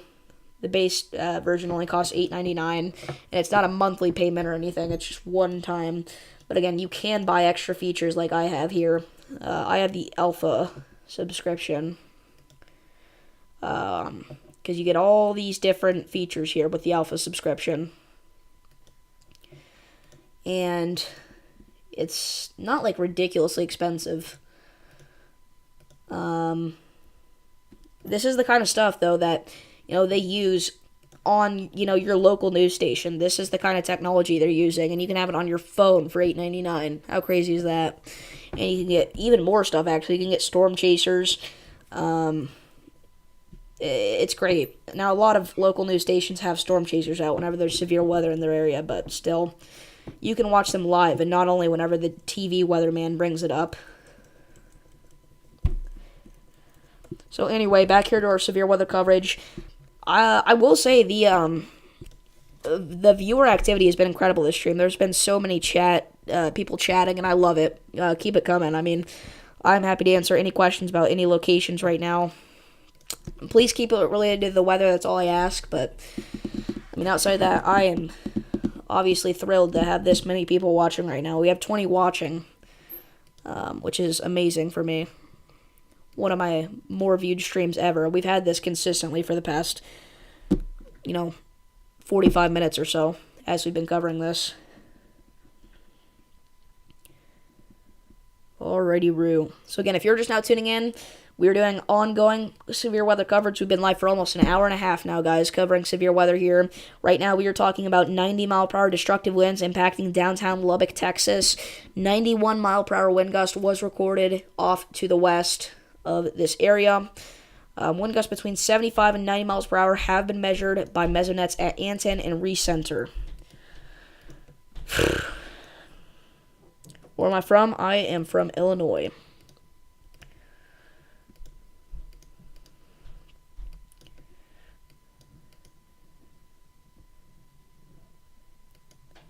This severe thunderstorm watch does expire in about 49 minutes, but I can almost guarantee you they're going to issue another watch downstream from this, now that we know how destructive these storms are. And actually, they just did that, literally as we speak. As of 6 minutes ago, a new severe thunderstorm watch has been issued here for portions of Texas and New Mexico. Areas like Childress, Midland, Hobbs, you guys are included in this, in Texas and New Mexico, respectively. The main threats include scattered damaging winds and isolated significant gusts to 75 miles per hour possible, scattered large hail and isolated very large hail events to 2 inches in diameter possible. But again, I mean, we're seeing higher than 75 mile per hour winds right now. Luckily, they're starting to die.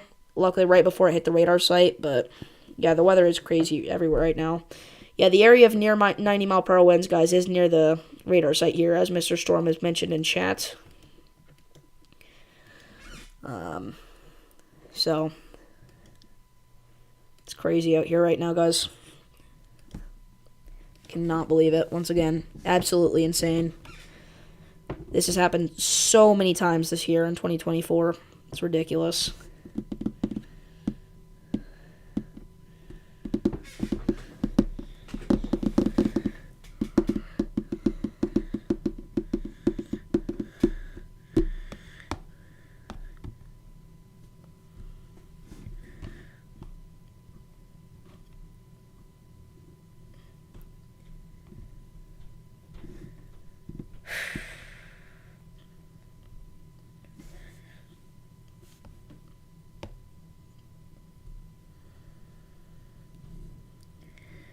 Stay away from windows and large tree areas. Yep.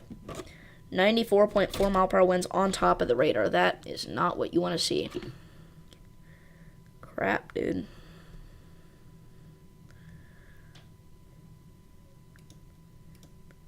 At this point, I don't think the radar site's going to get knocked out now that the winds have weakened out a little bit. Still going to be dangerous, though.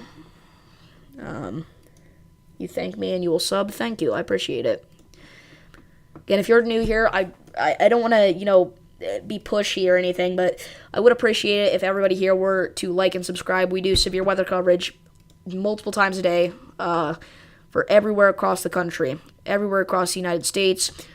We're going to be covering this upcoming hurricane season very actively here, which, by the way, hurricane season of 2024 officially starts in 1 hour and 46 minutes. We are less than 2 hours away from the official beginning of hurricane season. And the activity is going early. I mean, we talked about this in my forecast today, but we do currently have a tropical disturbance out there right now in the eastern Pacific. We have a new severe thunderstorm ring, by the way, for the Tatum area. That's for the threat of golf ball-sized hail and 60 mile per hour winds. The problem with this is Tatum just got a storm, but do not let your guard down. If you're in Tatum, you're getting another one. The two different severe thunderstorm warnings are for two different storms. The winds will go over I-27 and probably start to die out. I'm guessing this is weaker because this is weaker than it was 15 minutes ago. Yeah, I'd say so. I mean, they're not going to die out totally, but they're definitely going to lose some steam, I'd say, in my opinion. You have Radar Elite. Tried to install Radar Omega, but it kept saying failed. Radar Elite is completely free. Yeah, I mean, there are a lot of good radar apps out there. I don't want to make it sound like Radar Omega is the only one. There's Radar Scope, Radar Elite, Radar Omega, Storm Shield. There's lots of good ones. But yeah, my radar app of choice is Radar Omega.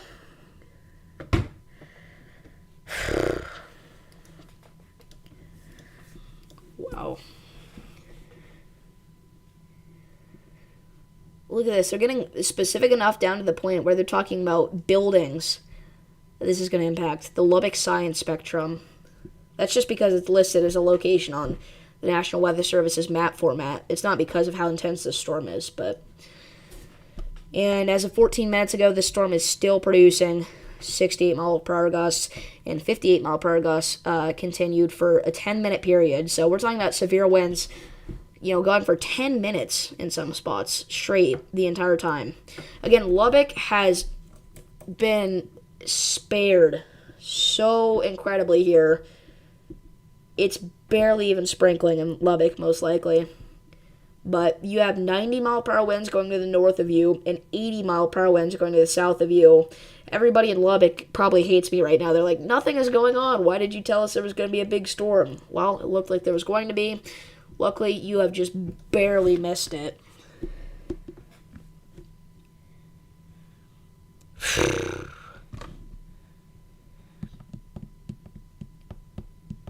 Hey, look at that. We hit 1.16 thousand subs. That is amazing. You never get rain in Lubbock. I mean, you got pretty darn close this time. It's raining in Lubbock right now, but just barely. Most likely, according to the radar here. Anyway. And we have another 81 mile per hour gust. Jeez. Wait, no. We already had that. Sorry. I thought that this was the one for this cell, but this is actually the one for our cell closer to Lubbock that we had reported earlier. No, we live in a bubble storm split around us. Yeah, I mean, it kind of seems like that's what's happening today, at least. And I know this happens quite a bit in this area.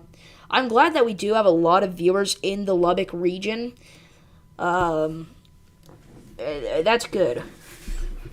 So that people can get frequent updates on what's really going on there.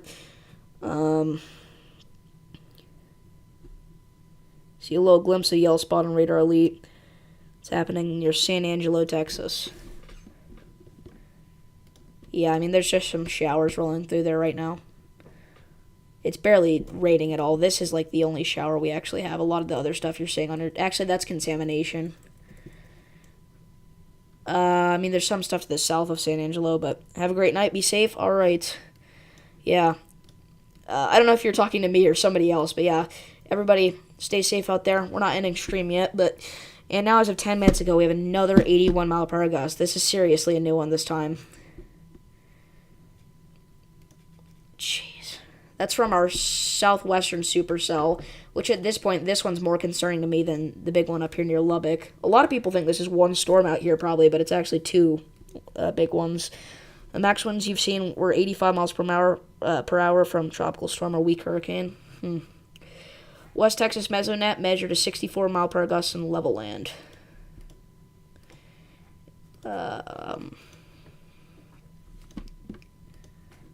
So again, even if you're in level land or sundown, you're still getting smacked by 70-mile-per-hour winds, which are still very dangerous. I mean, we'd be live right now if that's all we were getting, but we are still getting up to 90. They're probably going to remove the 90-mile-per-hour wind tag soon, though, as there's no way this is producing 90-mile-per-hour winds anymore. Again, I mean, this is just an absolutely ridiculously strong storm. This is like the longest severe thunderstorm rain description I've ever seen. And this is after part of it's been cut off because of its continuation. Jeez Louise, dude. You have to scroll to read through the entire thing. Let's use our little scroll bar here. This is like 6 paragraphs of writing. A lot of it they just put in, they have a system where they can just automatically click something and it'll put that in there, but still insane. Jeez Louise. We do have a flash flooding, by the way, for Tatum, New Mexico. I think I called this Tatum, Texas earlier. I might have, but this is in New Mexico. We do have a flash flood warning now. There, as of 3 minutes ago, until 12:30 a.m. Mountain, 1:30 a.m. Central for Tatum. So stay alive, don't drive, turn around, don't drown. Luckily, there's not a lot of people out there driving probably at this hour, unless they have like the night shift or something. So stay safe out there if you do have that. Probably a lot of people out here in Lubbock that have the night shift that just got slammed by this. But again, luckily most of it stayed off to the north of Lubbock, actually, and it kind of died out right before it hit the Lubbock area, even areas to the north of Lubbock anyway. So, we have 28 watching. Holy cow, that is a record for me. I'm screenshotting that. I'm proud. Thank you guys all so much for the support recently. It's been nuts. I think a lot of it is because I am probably the only weather YouTuber live right now, because a lot of other weather YouTubers were not expecting this today, and I certainly wasn't. I don't want to make it sound like I'm some, 9 million IQ weather god. I was not expecting this either, but we were just going live for the Colorado hailstorms. So I'm lucky that, because it's not lucky that this happened, but I'm lucky that I was the only streamer live while this happened, only weather streamer. Alrighty, Roo.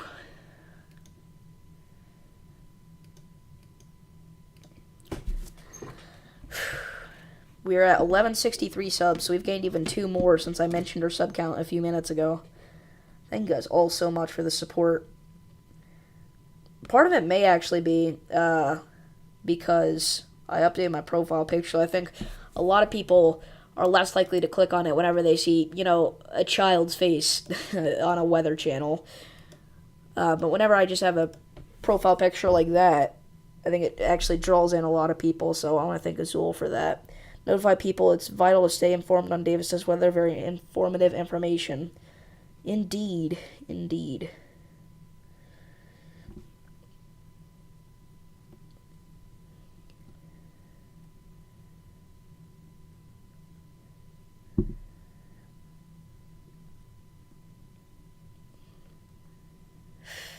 This is crazy. crazy stuff out here right now in Lubbock, Texas. Once again, if you are just now tuning in, we have 90-mile-per-hour, life-threatening winds rolling right through downtown Lubbock, Texas here. Now the radar's glitched out again. May just be a thing with this radar site, I think. And some of our storms over here may be rotating off to the east of Liberty. Again, this storm does have the tornado possible tag on it, but at this point the rotation is broad at best. It never really was that tight, which is why we didn't get a full-on tornado warning. It's just a severe thunderstorm ring with the tornado possible tag on it. But again, hopefully everybody took the warning and took shelter anyway, because this was an incredibly dangerous storm here. Look at that. You can see the outflow boundary on radar with this storm up here near Amarillo. This is really all one big line connecting these storms here, all the way from Amarillo, areas to the north of Amarillo, all the way back down towards areas like Lubbock and even to the southwest of Lubbock near Tatum. Or Tatum. It's probably Tatum, though, if I had to guess. It doesn't look like you'd pronounce it that way, but it feels weird to say Tatum. So I'm going to say Tatum. Somebody correct me if they know I'm wrong. We have any viewers out here in Tatum, New Mexico, or if they live in a town called Tatum somewhere else, I guess that would still work. And I'm very glad a lot of people from Lubbock actually ended up tuning into this stream. And you know what? I think it's probably because I actually put in the title 90-mile-per-hour winds in Lubbock. So I'm glad I did that, because a lot of people otherwise would not have seen this stream, would not have gotten this important information here. Now we're up to 1165 subscribers. 2 more again since the last time I mentioned it. Thank you guys so much. This is crazy. This stream has gotten 216 views. We had 216 viewers during this stream. That is nuts. That is actually insane. It's just crazy, guys. Thank you guys so much. We've had 88 chat messages already. Holy cow, dude. Oh my gosh.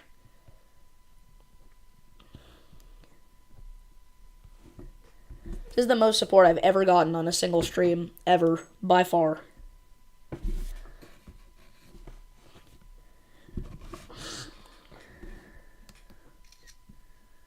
I'm taking so many screenshots of this. I am so happy. Holy cow.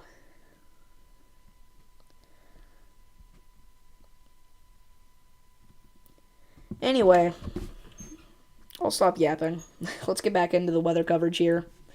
Again, if you're just now tuning in, we have 90-mile-per-hour destructive winds rolling through Houston. Or, not Houston, what am I talking about? Lubbock. If you're in Lubbock, Texas, or areas to the north of Lubbock, Texas, you need to seek shelter immediately. It's funny, because originally we were like, areas to the south of Lubbock need to take shelter. But the north side, you're good. But then this cell intensified so much and became the main one. You found my stream during a tornado emergency and subbed me because I'm a cool kid for doing this stuff. I appreciate it. Yeah, I've missed a couple of tornado emergencies recently. I just haven't been home. I've seen them. I saw them while they were happening, but I wasn't home, so I couldn't go live for them, which is really unfortunate. Severe thunderstorm located near Tattern, 10-mile-per-hour winds, 60-mile-per-hour wind. Oh, you mean 10 mile? It's moving at 10 miles per hour. I was like, what? 10-mile-per-hour winds. 60-mile-per-hour winds, ping-pong ball-sized hail. Where's Tattern?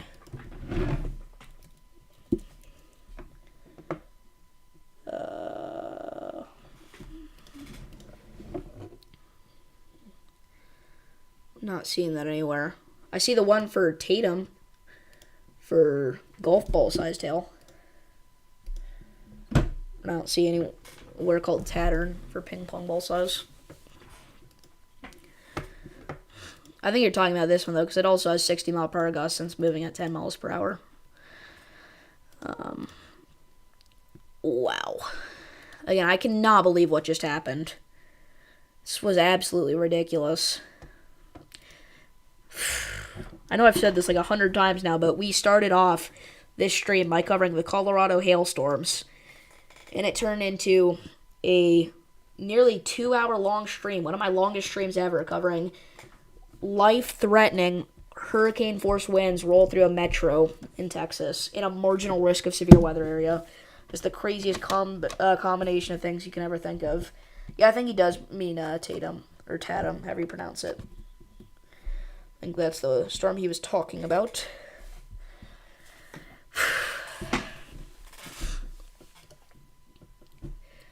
Got some rain coming into my neck of the woods later tonight into tomorrow.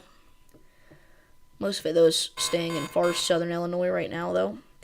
Okay, we have a big update. Oh my gosh. I was really thinking we were done. Okay, you guys. We have another destructive severe thunderstorm warning. Now for Crosbyton, Texas. This is for the threat of 80-mile-per-hour winds. What the heck? This warning is so short. They cut off a lot of the warning description. This is a dangerous storm capable of producing large driven hail by severe winds. Seek shelter now inside a sturdy structure and stay away from windows. If you're caught outdoors, cover your head and neck. Again, 80-mile-per-hour wind still we were talking about. And a 61-mile-per-hour gust was reported from the Lubbock International Airport here. Right on top of the radar site, basically. So again, if you're in Rolls, Crosbyton, areas along Highway 62, 82, Lorenzo, all the way down towards Slaton, Verbena, Calgary, and Canyon Valley, you need to take shelter immediately. This storm has a history of producing 90 to 95-mile-per-hour destructive winds, and now it's heading for your area. So take of that what you will. I was really thinking we were done, and this is going to get downgraded to like 60-mile-per-hour winds or 70-mile-per-hour winds, but we are still at 80. You can see them hitting the radar site right now.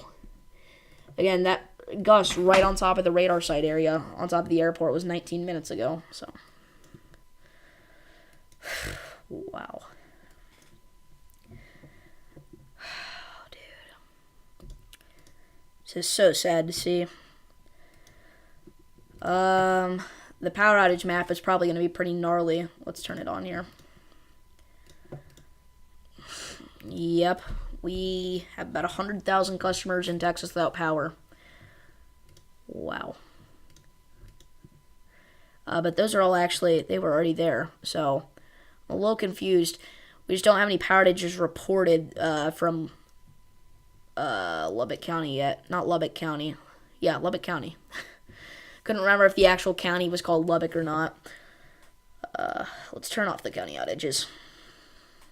I'm sure we're going to start hearing reports of damage and power outages in this area soon, though. I've not looked at social media at all yet during this stream for weather updates. I probably should be doing that. And the National Weather Service has issued a destructive PDS severe thunderstorm warning for downtown Crosbyton, Texas. Take cover now. This storm has a history of producing 90 to 95-mile-per-hour winds confirmed. A 91-mile-per-hour gust was reported.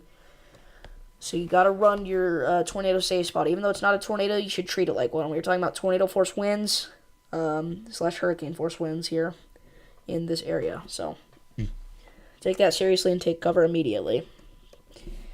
Let's see.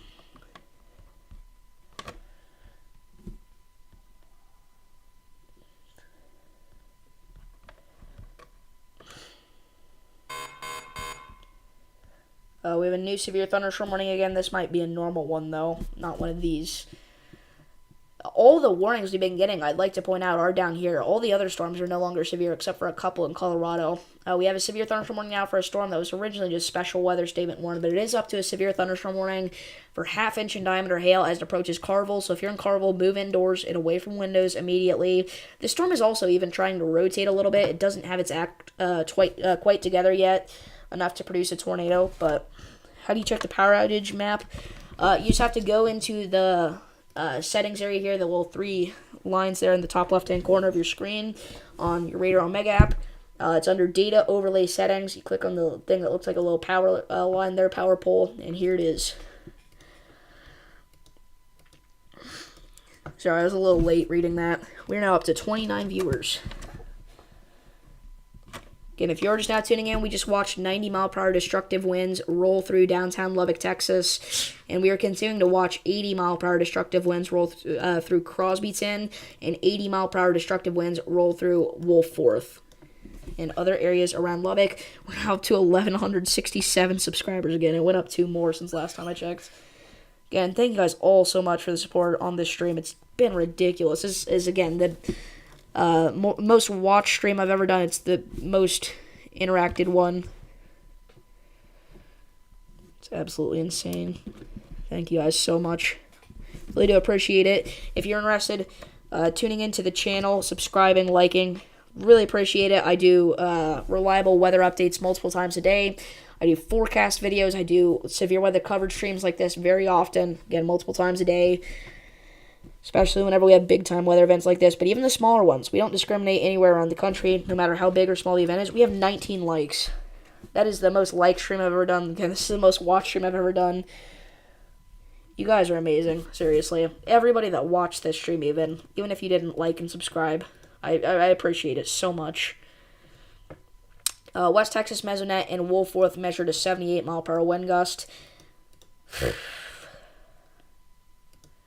That's another one.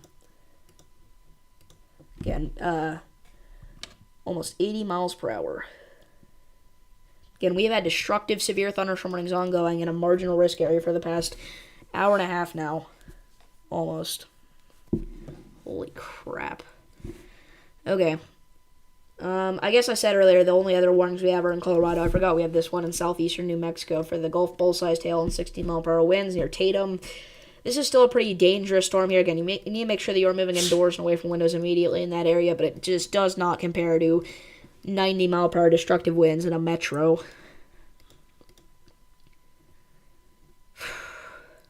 Look at those. Winds just spewing. It almost looks like they're coming out of the radar site.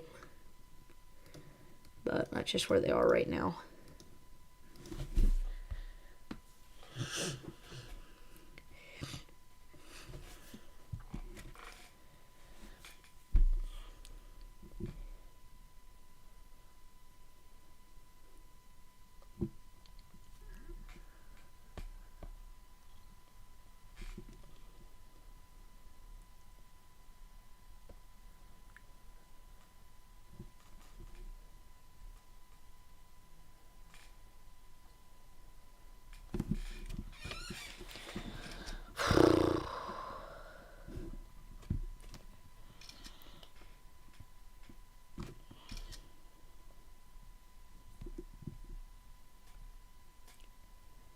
Again, if you're just now tuning in, we are watching destructive storms roll through portions of the lower Texas panhandle here.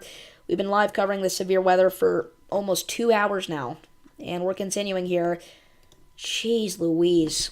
Whenever the winds hit the radar site, I thought they died. They just disappeared because they were too close to the radar site. I really thought they were done, but no. Not even close to done.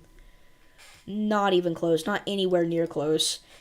They might actually be re-intensifying again, though. It's not just because they were on top of the radar site. I think they're actually intensifying again as they head towards Canyon. And if you're in Canyon, you got minutes, maybe even seconds. So if you're in Canyon, you got to take cover immediately. We are talking about 80 to 90 mile per hour destructive winds coming in. That's crazy.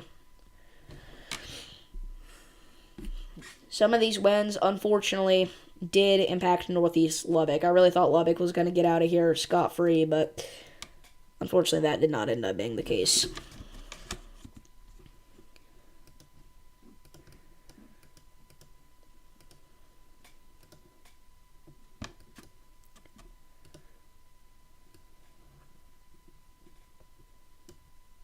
And these are active weather alerts. We have 7 severe thunderstorm warnings, 6 flash flood warnings, 3 special weather statements, and 8 severe thunderstorm watches. Really just 8 different National Weather Service zones have severe thunderstorm watches in them. We have a lot more than 8 in general. Okay. So again, we are continuing this live coverage here. We've been live for almost 2 hours now as these just absolutely devastating winds continue to rip through downtown Lubbock, Texas now. And unfortunately, far northeastern portions of Lubbock did get hit. I was hoping they would all get spared, but unfortunately that was not the case. So that sucks. And now we got to worry about areas like Lorenzo, Rawls, Crosbyton, Slatton, Canyon, Roosevelt, Acuff, Midway, Robertson, Savage, Cap Rock, Canyon Valley, Owens. All you guys that I just mentioned have to get to shelter immediately. And we have another severe thunderstorm warning for downtown Hobbs, New Mexico. This is along the New Mexico-Texas state line. This is for a storm that just crossed through Hobbs. It's near, literally, the town named State Line here. And it's heading towards Higginbotham in far west Texas. So if you're in this area, you need to move indoors immediately. Hail damage to vehicles is expected. Expect wind damage to roofs, siding, and trees. So back over here to our just ridiculously strong Lubbock storms. We do have a flash flood warning now. This just got issued a minute ago. This is for Wilson and Wolforth. Your emergency alert system may have just gone off out here. In fact, it probably did. It almost certainly did. That is because we have a new flash flood warning. So if you're out here, not only do you need to remain in your severe weather safe spot right now, but do not drive over the next few hours. Again, nobody should be driving out this late unless, they have the night shift or something. But, it's Friday anyway. I guess people would still work the night shift on Friday. I don't know what I'm talking about. I need to keep it related to weather. That's my zone there. That's where I know what I'm talking about. Whenever I start talking about other things, it's just me yapping about random stuff.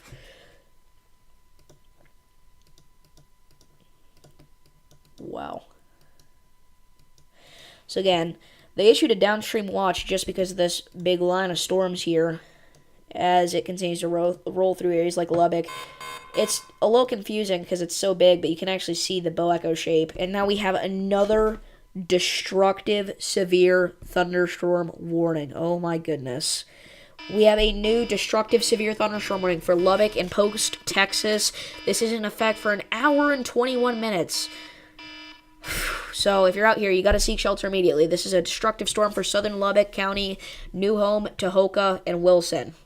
Several West Texas mesonet sites observed wind gusts to 80 miles per hour above. Impact flying debris will be dangerous to those caught without shelter. Mobile homes will be heavily damaged. Expect considerable damage to roofs, windows, and vehicles. Extensive tree damage and power outages are likely. Take cover now. This is an extremely dangerous situation with tornado-like wind speeds expected. Mobile homes and high-profile vehicles are especially susceptible to winds of this magnitude and may be overturned. For your protection, move to an interior room on the lowest floor of a building. This storm has the potential to cause serious injury and significant property damage. This is a dangerous storm capable of producing large hail driven by severe winds. Seek shelter now inside a sturdy structure and stay away from windows. If you're outdoors, cover your head and neck. If you genuinely can't get in, a shelter, it's better to lie flat in a ditch than be in a mobile home. That sounds so stupid, but it's true. If you're driving out here, on the highway or something, don't park under an overpass. Not safe. It's not like the overpass is going to collapse or anything. We only have 80 to 90 mile per hour winds, but still, that does not provide you any form of protection in that area. And also, whenever you have blinding rain like this, people can't see you parked under that. So, just find somewhere to, park off, get off the road. Winds north of Lubbock are 50 to 90 miles per hour. It's a pretty wide range. Nah, I'm just kidding. But yeah, they're very intense up there, even to the north of Lubbock. But, again, right now, if you're talking about this, then yeah, obviously northeast of Lubbock, we've still got a massive pocket of winds here. Very dangerous. They're starting to move quite a bit slower. Notice that over the past several radar scans here.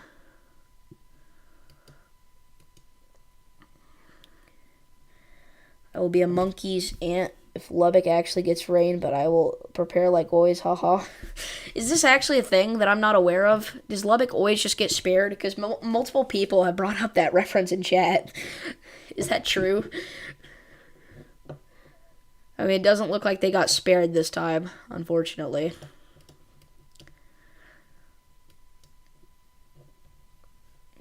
Severe thunderstorms located 7 miles canyon and located in Lake Tanglewood, moving east at 35 miles per hour. Includes Amarillo Canyon, Parlo Duro Canyon, Muscalero Park, and Timber Creek Canyon.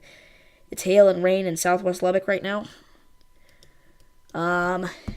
Yeah, I mean, thank you for your report. I do appreciate it a lot. Again, I know we have a issue just a few minutes ago. Yeah.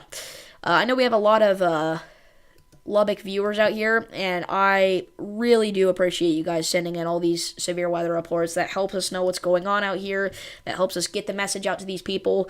Because, you can look at radar imagery like this and, say stuff, but people take it a lot more seriously if it's actually confirmed. So you guys could be saving lives right now with your severe weather reports.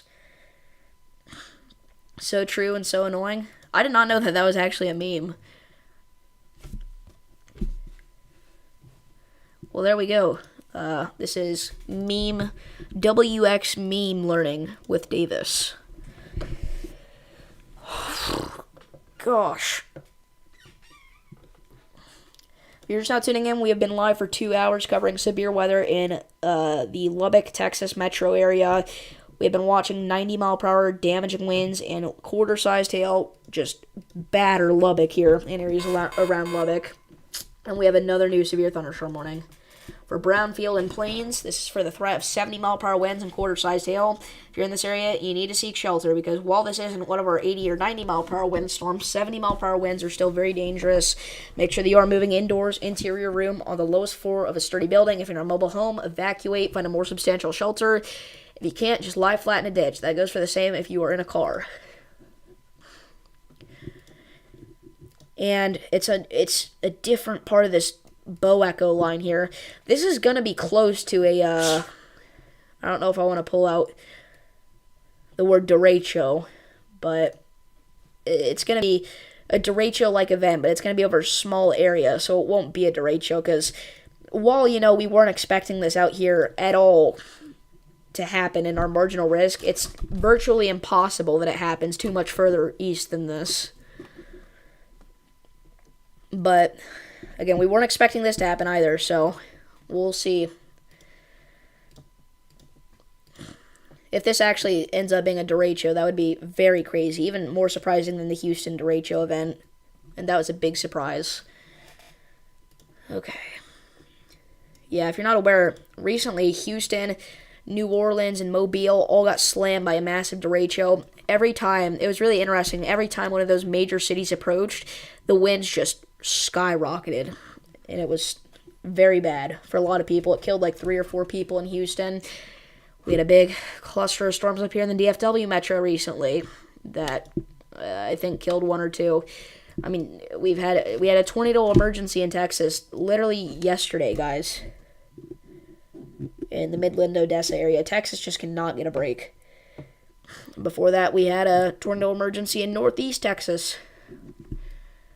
The entire country's been insanely hard recently by severe weather, but Texas has gotten a lot of the worst of it. Iresa's center area of Lubbock, and I can say we almost always get spared, and it hardly ever rains in my area. Very interesting. I did not realize that this was a thing. Okay, so we're starting to see some of the damage reports come in. As of 10 minutes ago, this came from the public in Shallow Water, Texas. 1-inch tree limbs were broken and shingles were blown off. I'm sure that is only the very beginning of what we're going to see out of that area. Shallow Water got hit by some of the worst of it. So I know that doesn't sound super impressive, but a lot of people actually are probably not going to send in severe weather reports. A lot of people are probably going to bed now that it's over for that area. So that is only the very beginning. Again, that's literally the first report, guys. So that does not paint a picture that this was the biggest nothing burger storm of all time and Davis is an idiot. I mean, Davis probably is an idiot, but that's not why. My friends, the Great Lubbock Storm of 2024 can't hurt you. The Great Lubbock Storm of 2024, you think? Yeah, a lot of people have been saying Lubbock never gets hit by storms. Well, you didn't get hit by the worst of it this time. It's crazy. It split right on top of you. Coincidence? I think not. I mean, literally, though, that was connected. And then watch this. It splits. It splits right on top of Lubbock. And then it forms back together right after it crosses over the middle of Lubbock. Is this a conspiracy theory, guys? I didn't even know that that was a meme, but it's a little scary. Wow. Alright, our 90-mile-per-hour wind tag officially expired 2 minutes ago, so I'm going to downgrade the stream title from 90-mile-per-hour winds to 80. And now it's in eastern Lubbock, not really in downtown Lubbock, but we're going to keep Lubbock in the title because people in Lubbock need to know about this. They need to know the update on their region, especially people out here in eastern Lubbock. Lubbock has stuff that we don't. There's your 78-mile-per-hour gusts that this warning mentions. Or, well, one of these mentioned. I think it was the one previous to this. Anyway, it doesn't matter. There it is. It was reported in like 29 minutes ago, but I don't think it popped up on Radar Omega until much later.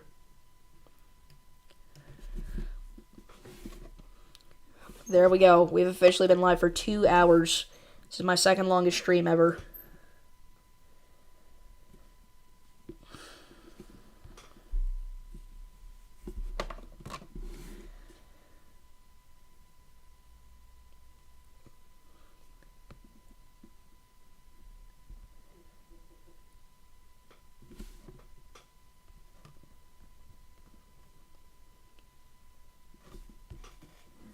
This is a big night for the Davis Weather Channel and for people in downtown Lubbock. That's normal for Lubbock storms.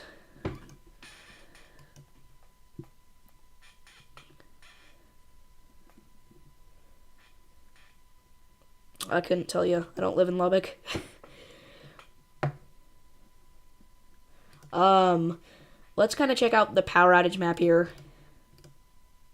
So Texas, originally it was at 99,000. It bumped up to 100,000. So that's, 1,000 customers more in Texas without power. And that was as of 11 minutes ago. So now it'll be even more. If we look more specifically at the counties, though, it's not coming from out here. Actually, it might be, but the number of outages is so insignificant and small compared to the city's population that they're just not popping up. So part of it's just because it's a big city, really. And that county has a lot of people in it, so. Wow. So again, this is ongoing, continuing coverage here of this insane event in Lubbock, Texas. And this is my second longest stream ever, guys. My longest was a few weeks ago. It was like 2.5 hours, I think. I have a sneaking suspicion that we're going to beat that tonight. That was a really bad voice crack. It is late, guys. But we're still here. Because nobody else is.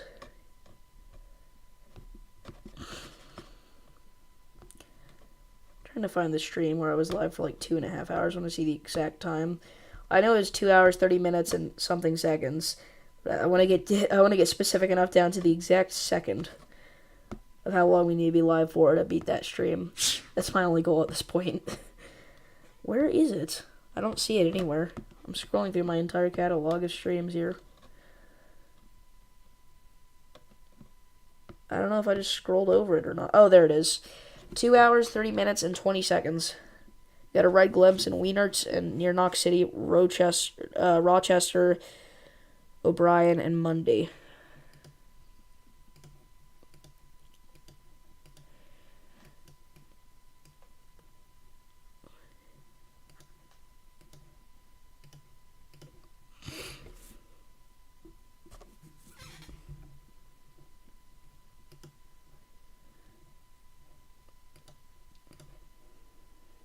Lights keep flickering in my area, but still have power in my area of Lubbock. That's good. Gotta go. It's gonna be midnight soon. I'm tired. I hope everyone is okay. Alright, see you later, Andy. Yeah, I hope everybody's okay too. Thank you for tuning in. I know you were live. I know you were here for like the entire stream, even before the Lubbock storm started. So thank you. Thank you a lot for keeping me company here.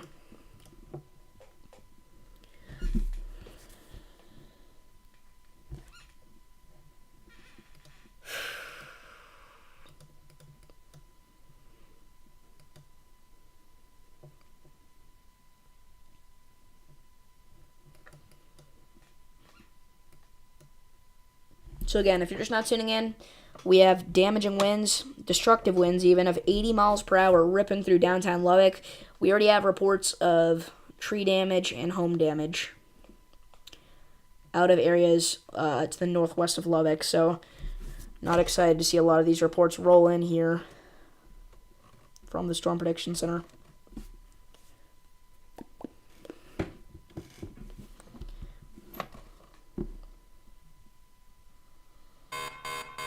Now we have a new severe thunderstorm warning. It's out here. The western portion of this line keeps intensifying. Quarter-sized hail and 60-mile-per-hour winds. Look at this.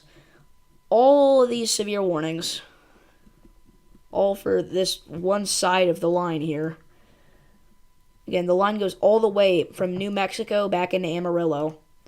All one big line. See the special weather statement? Jeez Louise, dude. Summer season equals more storms equals disaster of Lubbock, Texas. Trying to see any reports of damage on X, because a lot of people just don't send in damage reports to Storm Prediction Center. And some of them just don't pop up on Radar Omega anyway. And it may just be, they take a few minutes to pop up on Radar Omega. Somebody has to add them in.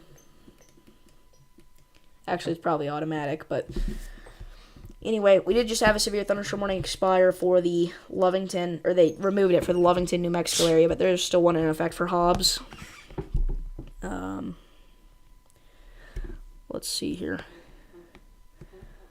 Oh, would you look at that? Texas weather is trending. Wonder why. Oh, Austin, Texas weather is trending. Why is that? What happened in Austin?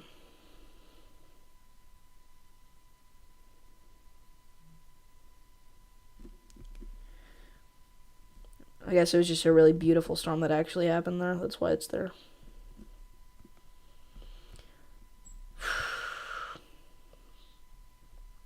Okay, Lubbock is trending. Let's see this.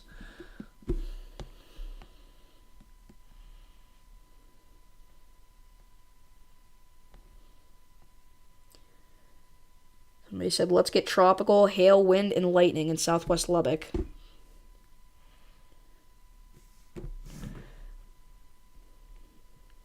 Boy, it's torrential out there. Very windy, lots of lightning. Lubbock currently, there's a video of, oh man, the winds are just hammering. You can see how much the trees are shaking in the video. Lots of, again, torrential rainfall there.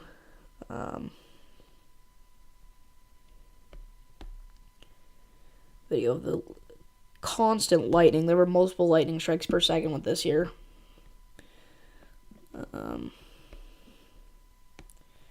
Somebody tweeted about Lubbock because of Elvis Presley.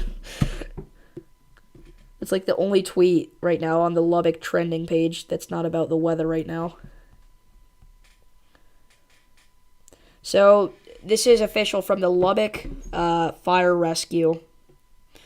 The Lubbock Fire Rescue says, due to destructive winds heading to the city of Lubbock with the current forecasted storm, the outdoor warning system sirens will sound if there is a measured wind gust of 90 miles per hour or more as per protocol. So that actually may have meant there was a 91 mile per hour gust report, but that came out before this tweet was sent out, so it may have not been close enough to the city limits for them to sound the sirens. If they didn't sound the sirens, that's not great. I mean, it didn't really hit downtown Lubbock, so that's good, but it's a little faulty if, say there's an 89, what if there's an 89 mile per hour gust? They just not going to sound the sirens for that? I feel like it's a little strict to have it only be for 90 miles per hour or higher. I know a lot of communities do 80 or higher, and I think that's a good amount. Yeah, a lot of people are just tweeting about Lubbock because of the radar imagery. There's not a lot of actual tweets from Lubbock. So, I mean, again, if you guys have any reports, if you're in Lubbock, please let me know what you're seeing right now. I'd really appreciate it. And again, you may be saving lives by doing that, because a lot of people don't really know what's going on there right now. A lot of people are asleep. there's not a lot of reports being sent in because, again, after the storm ended, they just went to bed. A lot of people don't know to send in the reports somewhere.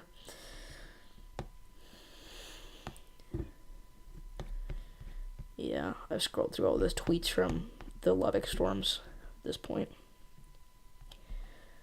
Okay. There's a big-time storm in Lubbock the other day.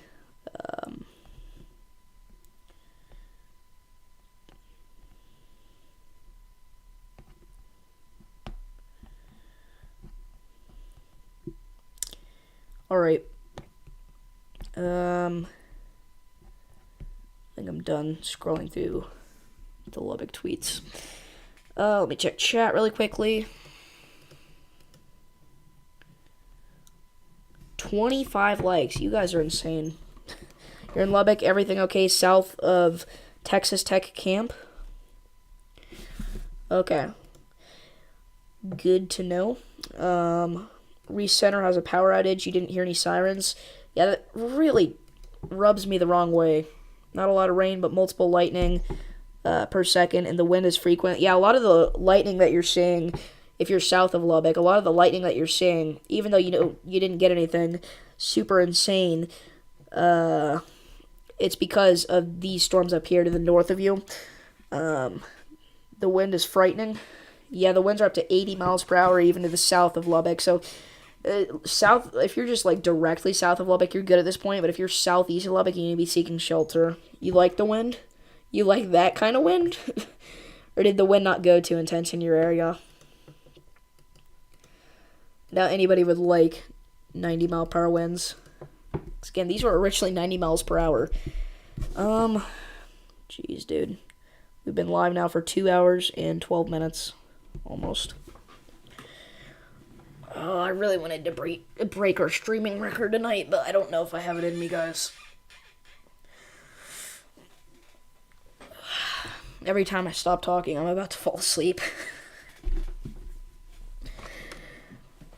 It's not like I'm just staying here to break our streaming record, though. There is a legitimate threat of destructive winds for lots of the southern portion of the Texas Panhandle.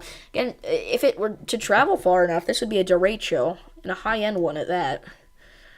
So, I mean, I don't think it's going to travel far enough, but if it did that, it would be a derecho. What are we gonna... Let's kind of talk about... What should I name the title of this stream after the fact? The Lubbock split storm. Seriously though, split right on top of Lubbock and then came back together right after that. So weird. Very suspicious stuff. Anyway, the Great Lubbock windstorm. You guys have any suggestions? If you're in Lubbock and you're watching the chat, take cover immediately. Well, I mean, there's no tornado right now. And Lubbock is fine at this point.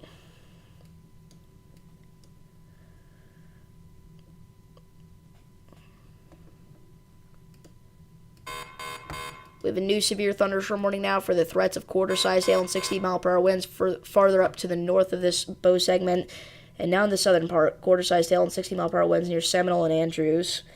Stand up and shake it off. Give yourself a few slaps on the body. That should wake you up. Maybe I'll do that. Ugh. Gotta stretch out. Stretch out.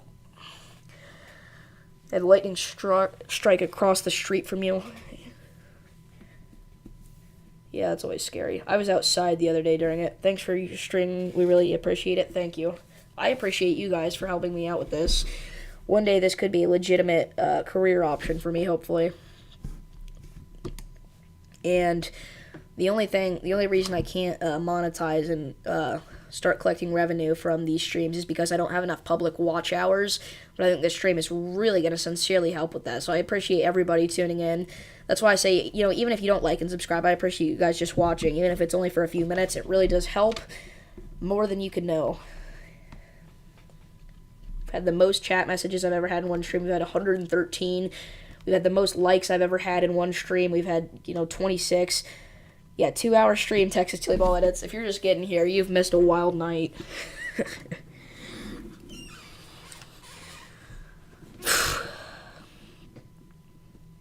Oh my gosh, dude. I was really thinking this is going to be a 30-minute stream. We pulled up with the full-on Ryan Hall Yule stream length. Jeez Louise, dude. We've been live for 2 hours and 15 minutes now. Dude, I want to break our record. I'm going to go for at least 15 more minutes so that we can break our streaming length record.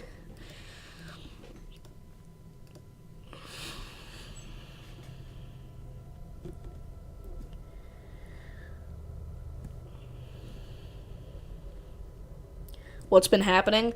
What's been happening is we had 90-mile-per-hour winds roll through Lubbock.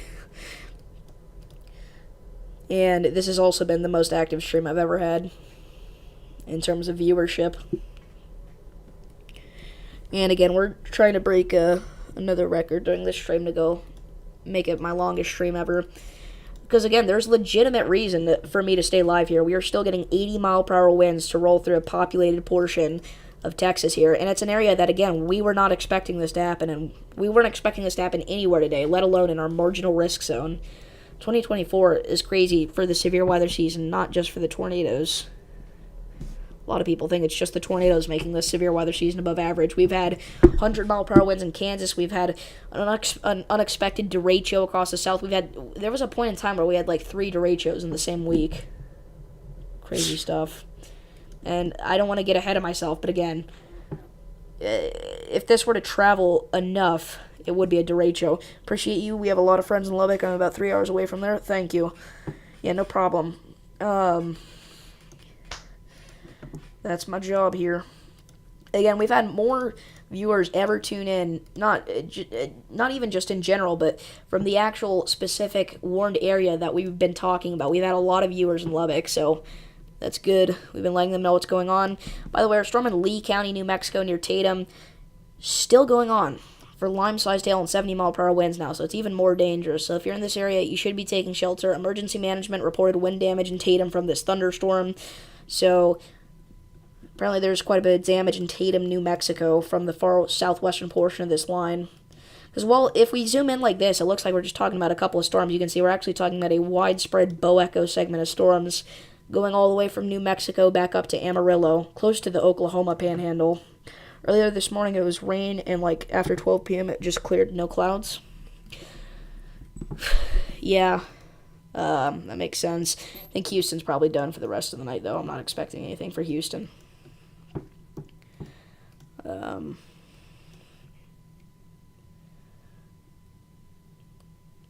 Gosh, I still cannot believe what's happened this stream. There have been so many different things that have shocked me.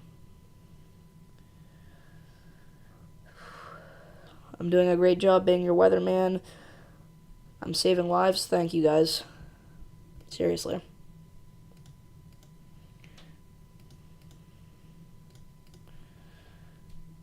And now the severe thunderstorm watch for Lubbock has expired in areas off to the west of there. Now the active one is for areas of the southern Texas panhandle as well as portions of western Texas as this line continues off to the east. Again, this could end up being a derecho. I said high-end derecho earlier. That's an exaggeration. It'd be a low-end one, but... And it's official. We just hit it. We have had 300 different people tune into the stream. It's insane.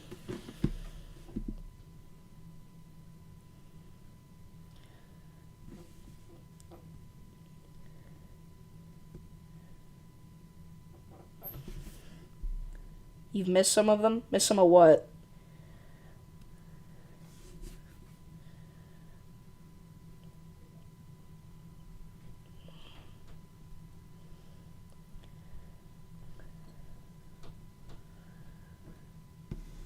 Alrighty, Rue.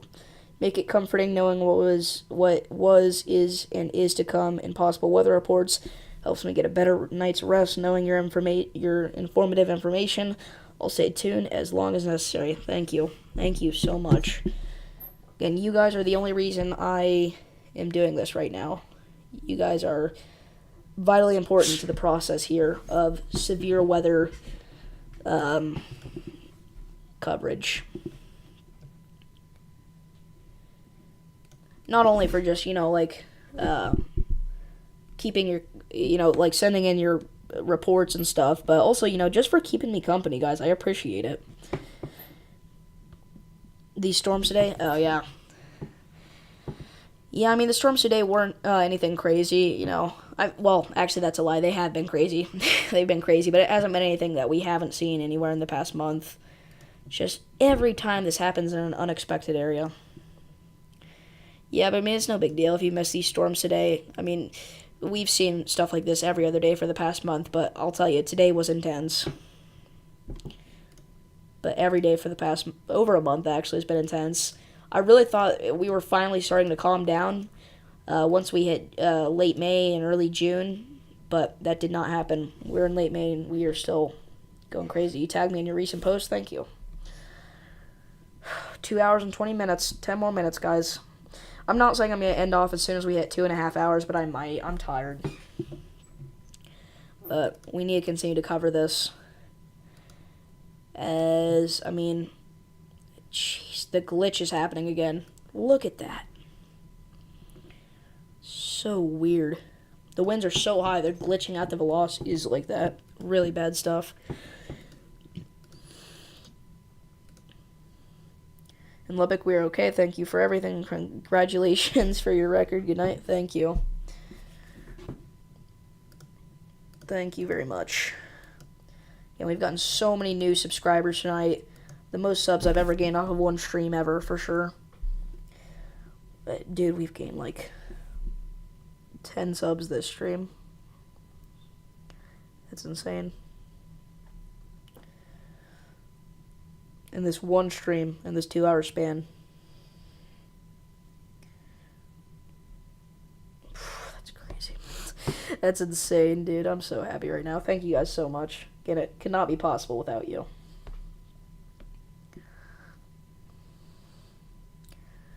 This stream has had 3,000 impressions. That means it's popped up in 3,000 people's recommended page on YouTube.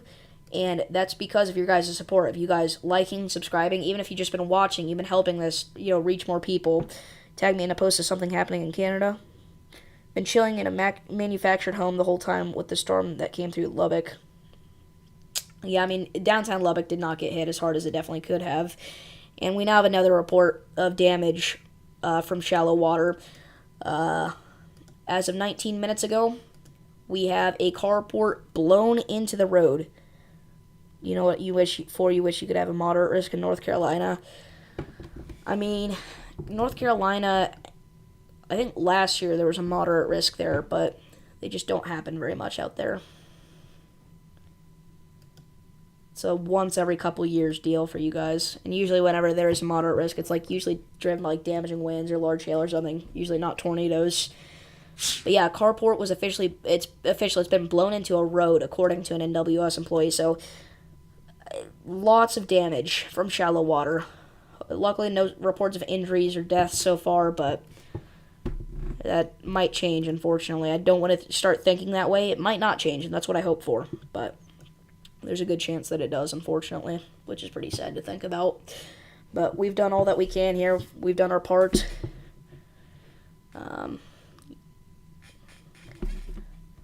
Jeez. Lubbock, Texas has a population of 266K. Does it really? I knew it was populated, but I thought it was closer to, like, 200,000. I'm usually pretty good with my city populations. I always have been, even before I started doing weather and had to learn all the big cities in the U.S. I kind of already knew all of them.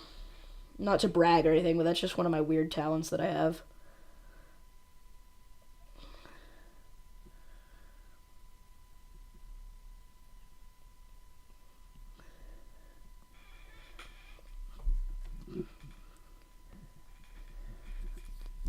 Oh, gosh.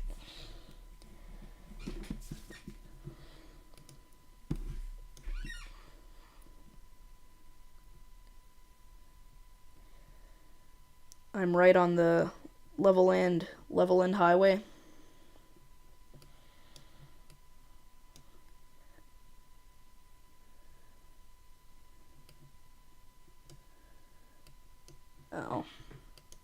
Yeah, level land got hit by the 70-mile-per-hour winds.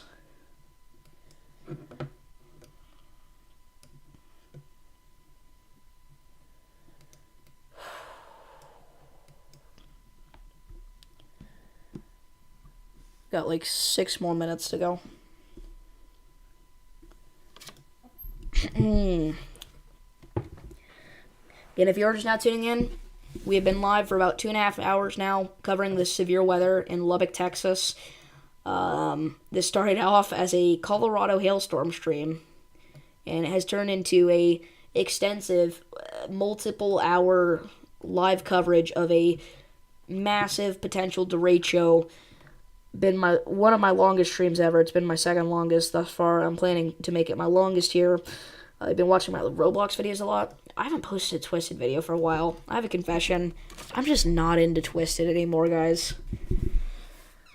It got kind of boring for me after 1.21 came out. Part of it was because the high-risk streak ended for the 20 million player special, and I could never go back. But outside of that, I mean, it's the same thing every time you play, kind of.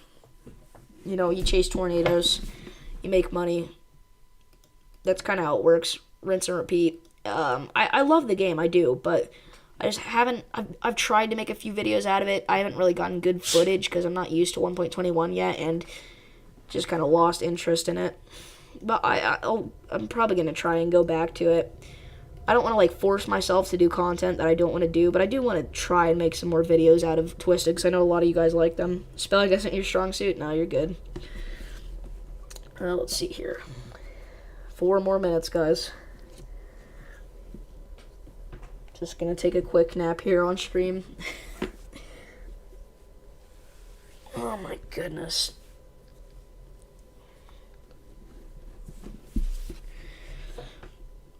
Now I know how, like, Ryan Hall and Max Velocity feel whenever they do streams. Oh my gosh. Usually they're live even longer than me, though, but they probably had, they probably had some sleep before they go live this late at night. I was not planning to go long this long. As you're playing Roblox while listening. 4 more minutes. Yep, 4 more minutes.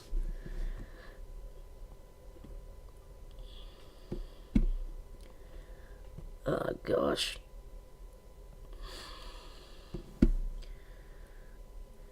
Three more minutes now.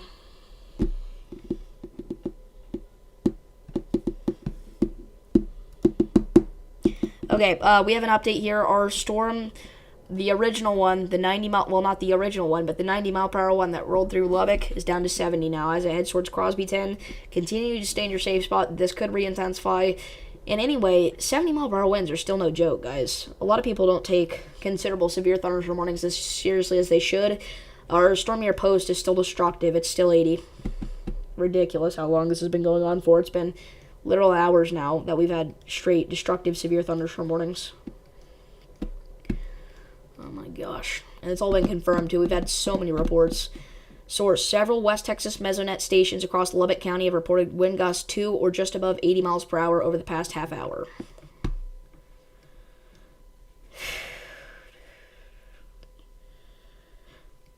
Oh my gosh. 2 minutes. I don't know how I went live for 2.5 hours not last time, but the time that I did it. I don't know how I managed that. I guess it wasn't this late at night, and I hadn't stayed up till 1 a.m. the night before that. Probably because I haven't done very much today. I'm on summer, so I'm staying up late every night, guys. I've been live multiple times a day, every day. Oh, it's finally gone. Oh my gosh. It's a miracle. We don't have any destructive severe thunderstorm warnings. Okay, well now the only thing left to do is go live for another minute and a half. We do have a new severe thunderstorm warning now that's for portions of Texas here. Seagraves, Higginbotham, that's for lime-sized hail and 70-mile-per-hour winds. This is an emergency alert system activated storm. So again, if you're in this area, you need to seek shelter immediately on the lowest floor of a building, in an interior room, and away from windows. It's finally over. I had a really good time, though. I can't lie. It was a little sad to see those storms in Lubbock, but afterwards, whenever we were just kind of goofing around, it was fun. So again, I really do appreciate not even just everybody that tuned in for the first time and subscribed, but anybody that just tuned in for the first time, anybody that watched at all you viewers that have been here for a while. I appreciate you guys all so much. You've helped me go in here. If we didn't have, this many consecutive viewers, if we didn't have 314 people tune in this stream, there's no way I would have been able to go live for this long. If we didn't have anybody watching, I would have ended in the first half hour after the Colorado hailstorms. So, again, you guys are what makes this possible. So, thank you all for tuning in. Longest live stream in Davis Does Weather history. We officially did it. We just crossed the mark. So, we're going to end off here. Again, thank you all for tuning in. I'll see you all in the next one. Peace.